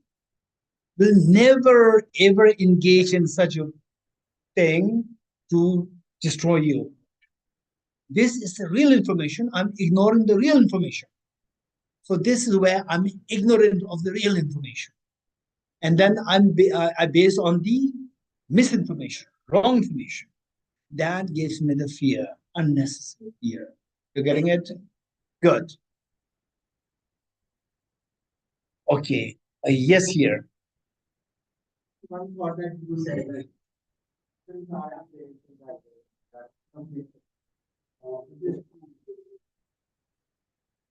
from that perspective. Also think from the other perspective where they say that if you understand that perspective, that would solve that rather than saying this is. So I feel like there is a paradox and I wanted. This is a good question. What's your name? More. Anmol, thank you so much. This is a good question. Why I'm saying this good question is that some people, they say that when you go through anger, express it. You don't have to get rid of this. Just express it. Don't contain it. Now some say that no, expressing is not good. Just okay, it's all right. In a way, encouraging you to suppress your anger. What should we do? Some say when you're sad, be sad, right? Don't try to fix it, right? Say when you're crazy, be crazy, right? When you go to mental stress, don't go to psychiatrist, don't go to psychoanalyst. So in fact, these are all extreme steps. You getting it? Nobody wants sadness. If there's a way by which you can remove the sadness, move it. Why should you have to be in fear, be in sadness? Why? Nobody wants fear. Tell me, how many likes to live in sadness? Raise hands. Nobody. You're getting it? Nobody. So therefore, when there's a sadness, if there's no way by which you can get into the sadness, what do? You have to live with it. No choice. Somebody does not have to tell me. But if there's a way by which you get into sadness, remove it. Why should you live with sadness? You're getting it? Be very realistic. Okay. So now what should we do? When the sadness, anger, and so forth, should we express it or should we suppress it? Express, suppress.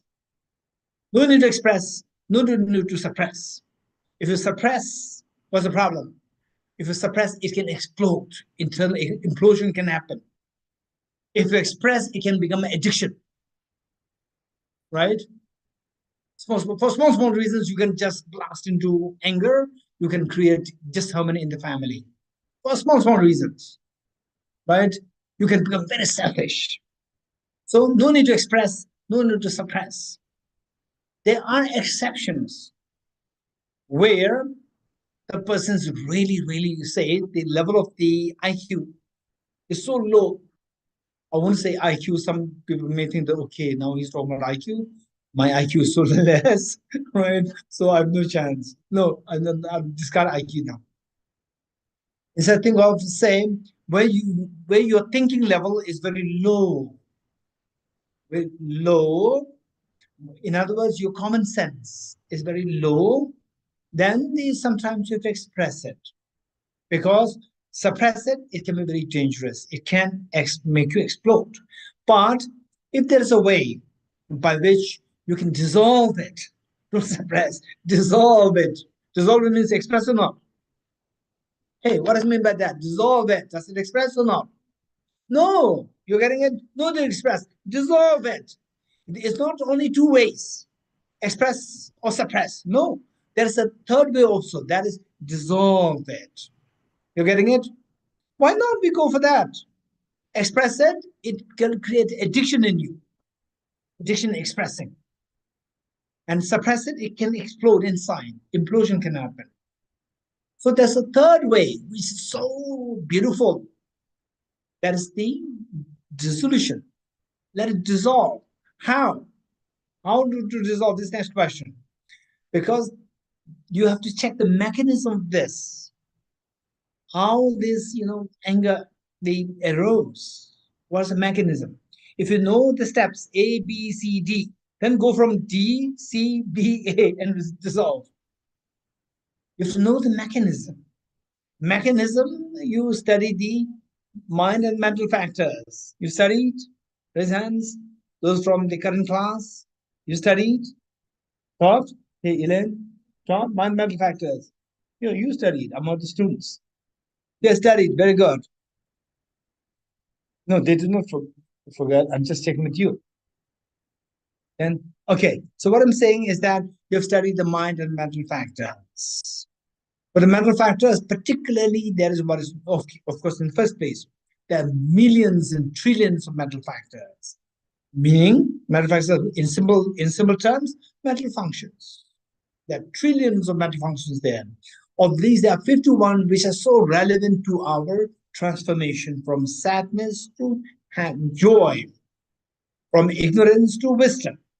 So there are 51 such mental factors taught. Of these 51, there are particularly 5. The first 5 referred to as 5 omnipresent mental factors. Thank you, Charuji. 5 omnipresent mental factors, or 5 ever-present mental factors, meaning that where there's a mind, these 5 functions are always there. So if you study these 5, then we see that of the 5, the first one is contact. Second one is attention. Third one, the Shweta. Third one, discrimination. Fourth one, feeling. Fifth one, intention. Very good. We need to have these on our fingertips. So let's say, finally, let's say that anger. So when anger, Imo, the name? Anmol. Okay, Anmol, tell me, when there's anger, do you feel the energy? Do you ever feel angry? You don't feel like angry person. No, you feel so. Okay, let's say that when we feel anger, they say, you feel some energy. Yes, energy is there. Mental also, there's so much energy to say the nastiest things. Yes, this anger is so strong. So we feel this energy. This energy is nothing, say, is actually operating on of the 5 mental factors, the 5th one, which is intention. Intention to reject object which triggered anger. To the object which triggered anger. Say the person says something, you stupid Anmol, right? And the anger erupts within you, volcano of anger. So this volcano of anger wants to just reject this person, destroy this person, or remove this person. Reject them. Get out. This is words oftentimes that comes in the mouth. Get out. So there you want to reject the person. But that is the happening on the intention level. Intention to reject the person. So that intention is because of the how to undo now. This anger, so much aggression is coming. Should I express it or should I suppress it? Or dissolve it? How? Work on how it arose. Same, this person.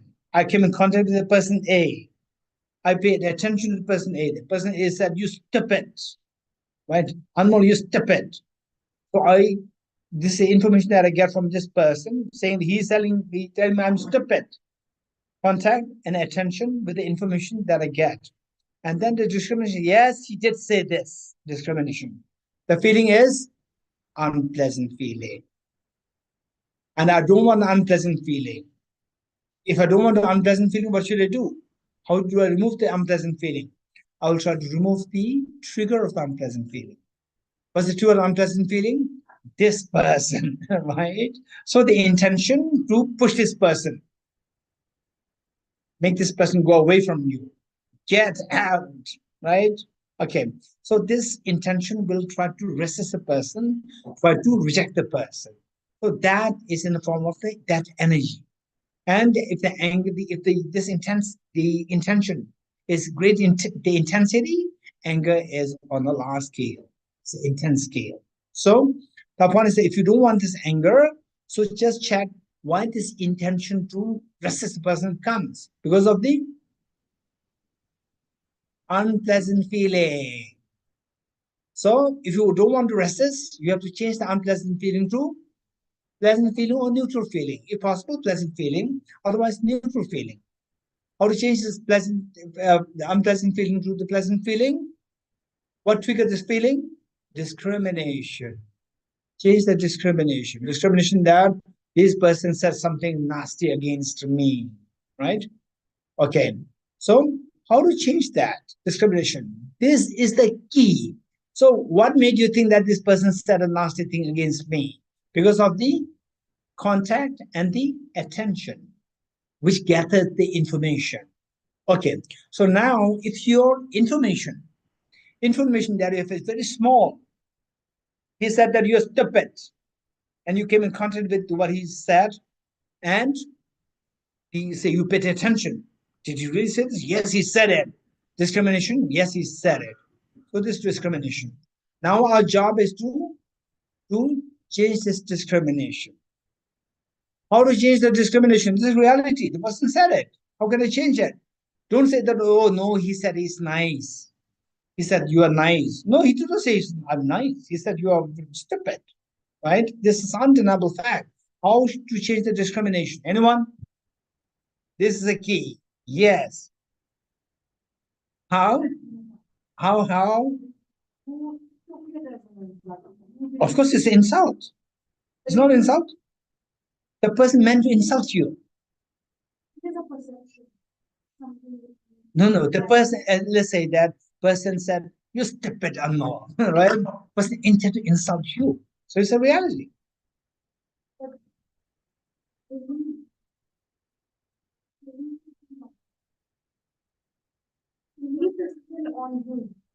No, it's not a belief, it's a reality. Reality is that the person insulted you. The person meant to insult you.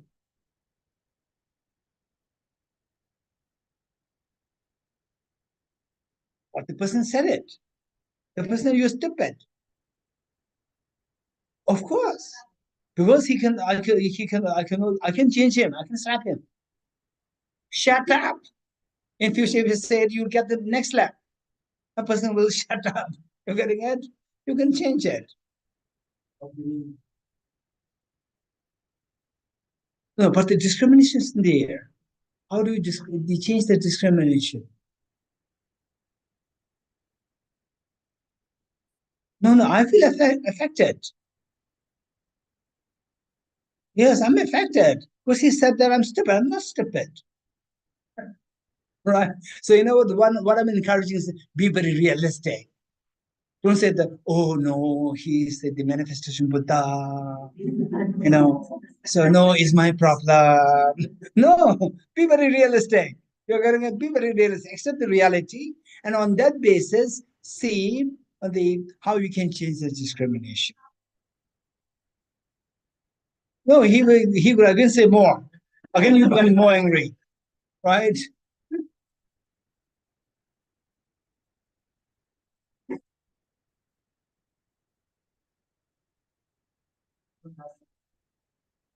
Say it again.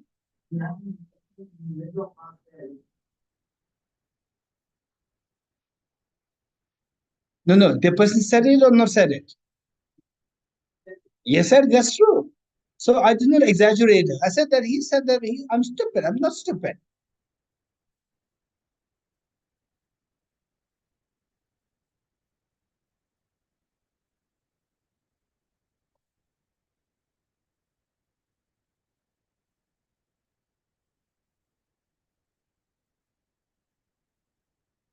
No, the point is that I will have to change my discrimination. Till the discrimination is changed, my feeling cannot be changed from unpleasant to pleasant feeling. How to change the discrimination is my question. Yes.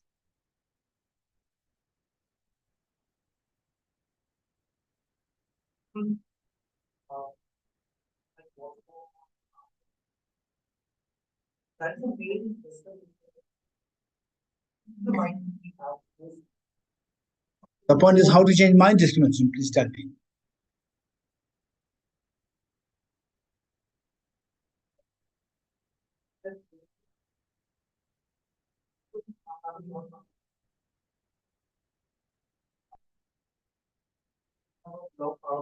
No, that's fine. How to change my discrimination?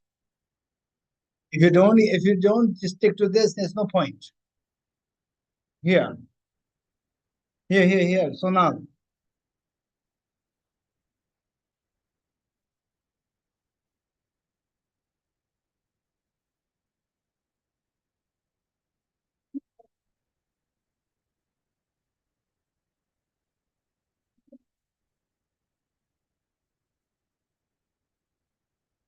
okay. So the person says stupid to me because that person thinks I'm stupid. Because I'm not attending to his works. I'm not helping him. So he thought that I'm stupid. Oh, because he's bored. Something wrong with him. Yeah.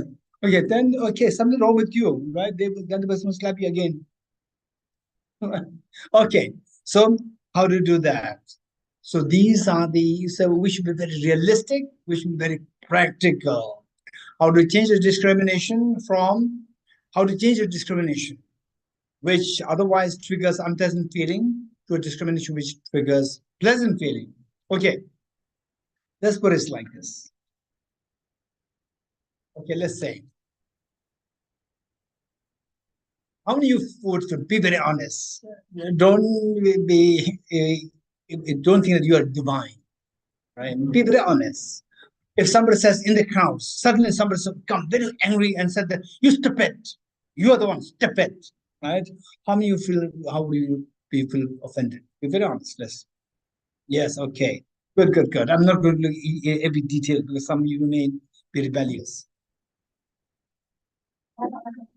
Okay. So my question to you is that if the same thing is said by 3 years old boy, would you feel offended? If you're offended, you are also 3-year-old girl or boy. You're offended. Whereas you'll not feel offended. What will you think? Hey, the lady, your name? Manjiri. Tell me, what will you feel? No. If the little boy, 2 years old boy, said that you stupid Manjiri, right? What do you think? Yes, you look so cute. right? You're so cute. You're so cute. Little boy who can hardly walk. Who can hardly walk is saying some big things. You're stupid, right? It's so cute. You take it as it's a very pleasant feeling. You're gonna get. We're all like small children. We're all like small kids. You know, the fact that why we are small kids, because small kids means somebody who does not see the bigger reality, who does not know the world. You agree? This is meaning of small kid. And we're all like small kids because there's a bigger world, is the world where you can really make your seed of perfection, expansiveness of heart to make happen, but we're deliberately engaging to do things to bind our the mind even more, to constrict our mind even more, that we suffer more. This is childish. We all like small children. And when you really start feeling that they're all like small children, instead of feeling angry, you'll feel sympathetic. You're getting it? And there are many such, and then what the what Sachin said is also one information, one that just ignore, because you have no time. For example, one time, this is what Sachin said. What happened was there's one gentleman, and I was invited to his company. It's a big company, and there was a picture. A small picture, and somebody said, "This is the picture of the father of my friend." And then I asked somebody, "Is this a photograph or this is a photograph or this is a painting?" Then the person said, "This is a photograph." And I say, "It doesn't look photograph. This is a painting." And the person took it very seriously and finally brought it to the attention of the boss, who's my friend, and said, "Is it that photograph that you see of your father? Is that a photograph or that a painting?" He said, "It's a photograph." And I said, "No, it looks like painting." He said, "Yeah, it's painting." I was amazed. I asked him, "I know that you still think that it's photograph, but you said it's painting. And why did you do that?" He said that there's no point in wasting time. There's no point in wasting time, wasting energy, whether it's photograph or this painting, it doesn't matter, right? So if the person says it's a photograph, it's been photographed. So if the person says it's a painting, let's be painting. It's painting, right? That's amazing. This is like what Sachin said, just ignore. You know, there are so many trivial things, No need to waste your time after these, right? No need to waste it. There are so many important things that you can do. Why should we have to waste your time with the triviality? This is another way of doing things, because for that again requires a lot of discrimination. That you have to have a discrimination to know the bigger pictures of the reality. There are so many big things that I can do. It's ways of discrimination to know that it's waste of time to go out chase after the small trivialities. You have to have a vast discrimination to just ignore this small trivial things. So these are the skills. And also that finally, as some of you said, that problems, if you go deeper, if you really want to stop all the tears of samsara, and to stop the tears there too, to stop the tears temporarily and to stop the tears permanently. If you want to stop the tears permanently, you have to invest your time and energy in this regard, how the mind works. So if you want to know that, then we see that, as some of you already said it, that why you feel insulted, it's your perception. You're getting it? So there, say the small child tells you, "You stupid." You see this as very cute. Rather than rather taking that as an insult, you take it as very cute, it's beautiful. So why, when elders say that you take as an insult, why a small child said this is say the cute, is again there are factors within you, it's not outside, it's within you. One major factor is the ignorance, and the other factor is the self-centered attitude, self-referential attitude. So these are the two problems. Somehow, if you can get rid of any of these two things, say to get rid of self-referential attitude, I. If you to get rid of this, in the same, you can get rid of this to great extent that your external factors may not affect you much. But on the self, same, the ignorance, self-grasping ignorance, ignorance which misapprehends the reality of the objects. If you get rid of this, is again happening inside, it's nothing to outside. If you get rid of this and get rid of the self-centered attitude, then the tears will stop completely altogether. So even if somebody is amazing, somebody says, you stop it, elder, not a child. You stop it. And because of you seeing the reality, they say misperception of the reality or things which are real stops, say you will not react. Not only you react, the other person can see your confidence. Okay, how many of that experience? Sometimes once in a while you see somebody who is not at all reactive, and the degree of the confidence makes you feel intimidated. Right? You don't need to say any additional sentence. You already said you stupid, and then you are stuck. You cannot say any more other words because of the gravity of the person's presence. How many felt that? Yes, it does happen. It does happen. For example, like, in fact, there was these funny things are there. There was one great teacher, a teacher, and of course, the people, some concept. What is that? What's the word? What is the word? Okay, some issues with on the controversy, and then the whole group can split into two.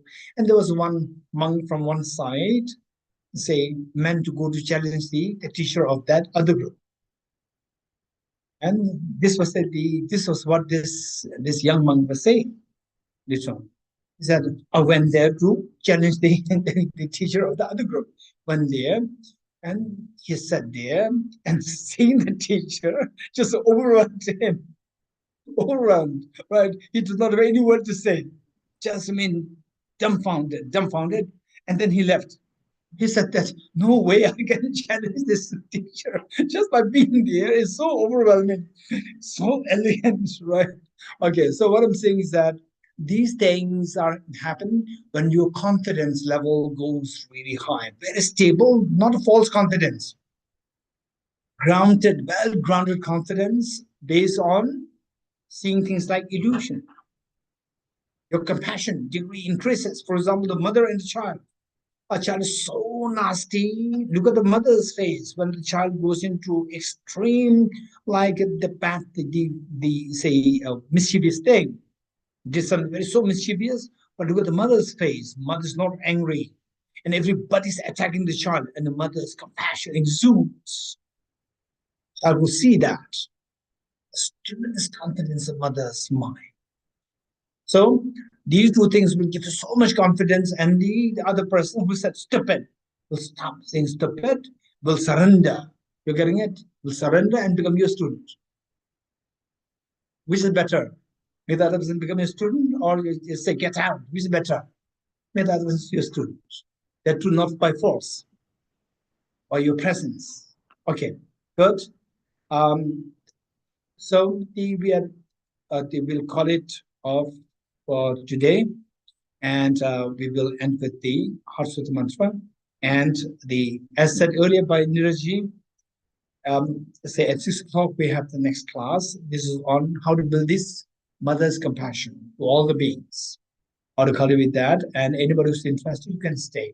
It happens from 6 to 7:30. Okay, so first I will sing this chant this Buddha's the praise, the Buddha's mantra, and then followed by the Heart Sutra mantra. Age tuje shaye zo cho shenge me tu ege bojo ba seje bara tava jebe ku shaye gebo ela chaseru. And you can join me with this mantra.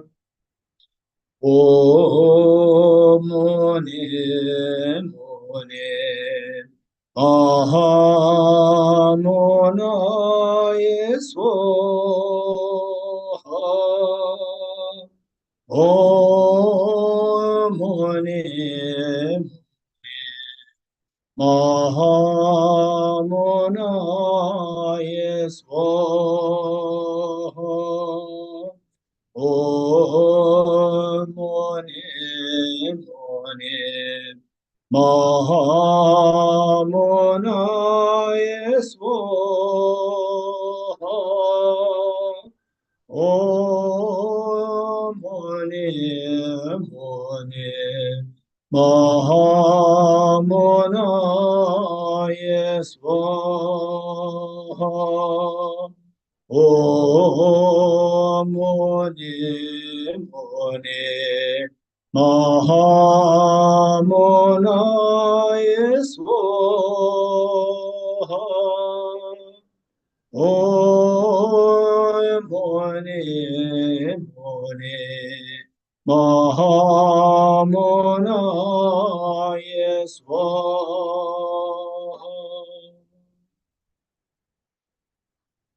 Yata Om Gati Gati Aragati Parasangate Bodhisvatyata Om Gati Gati Paragati Parasangate Bodhisvatyata Om Gati Gati Paragati Parasangate Bodhisvaha.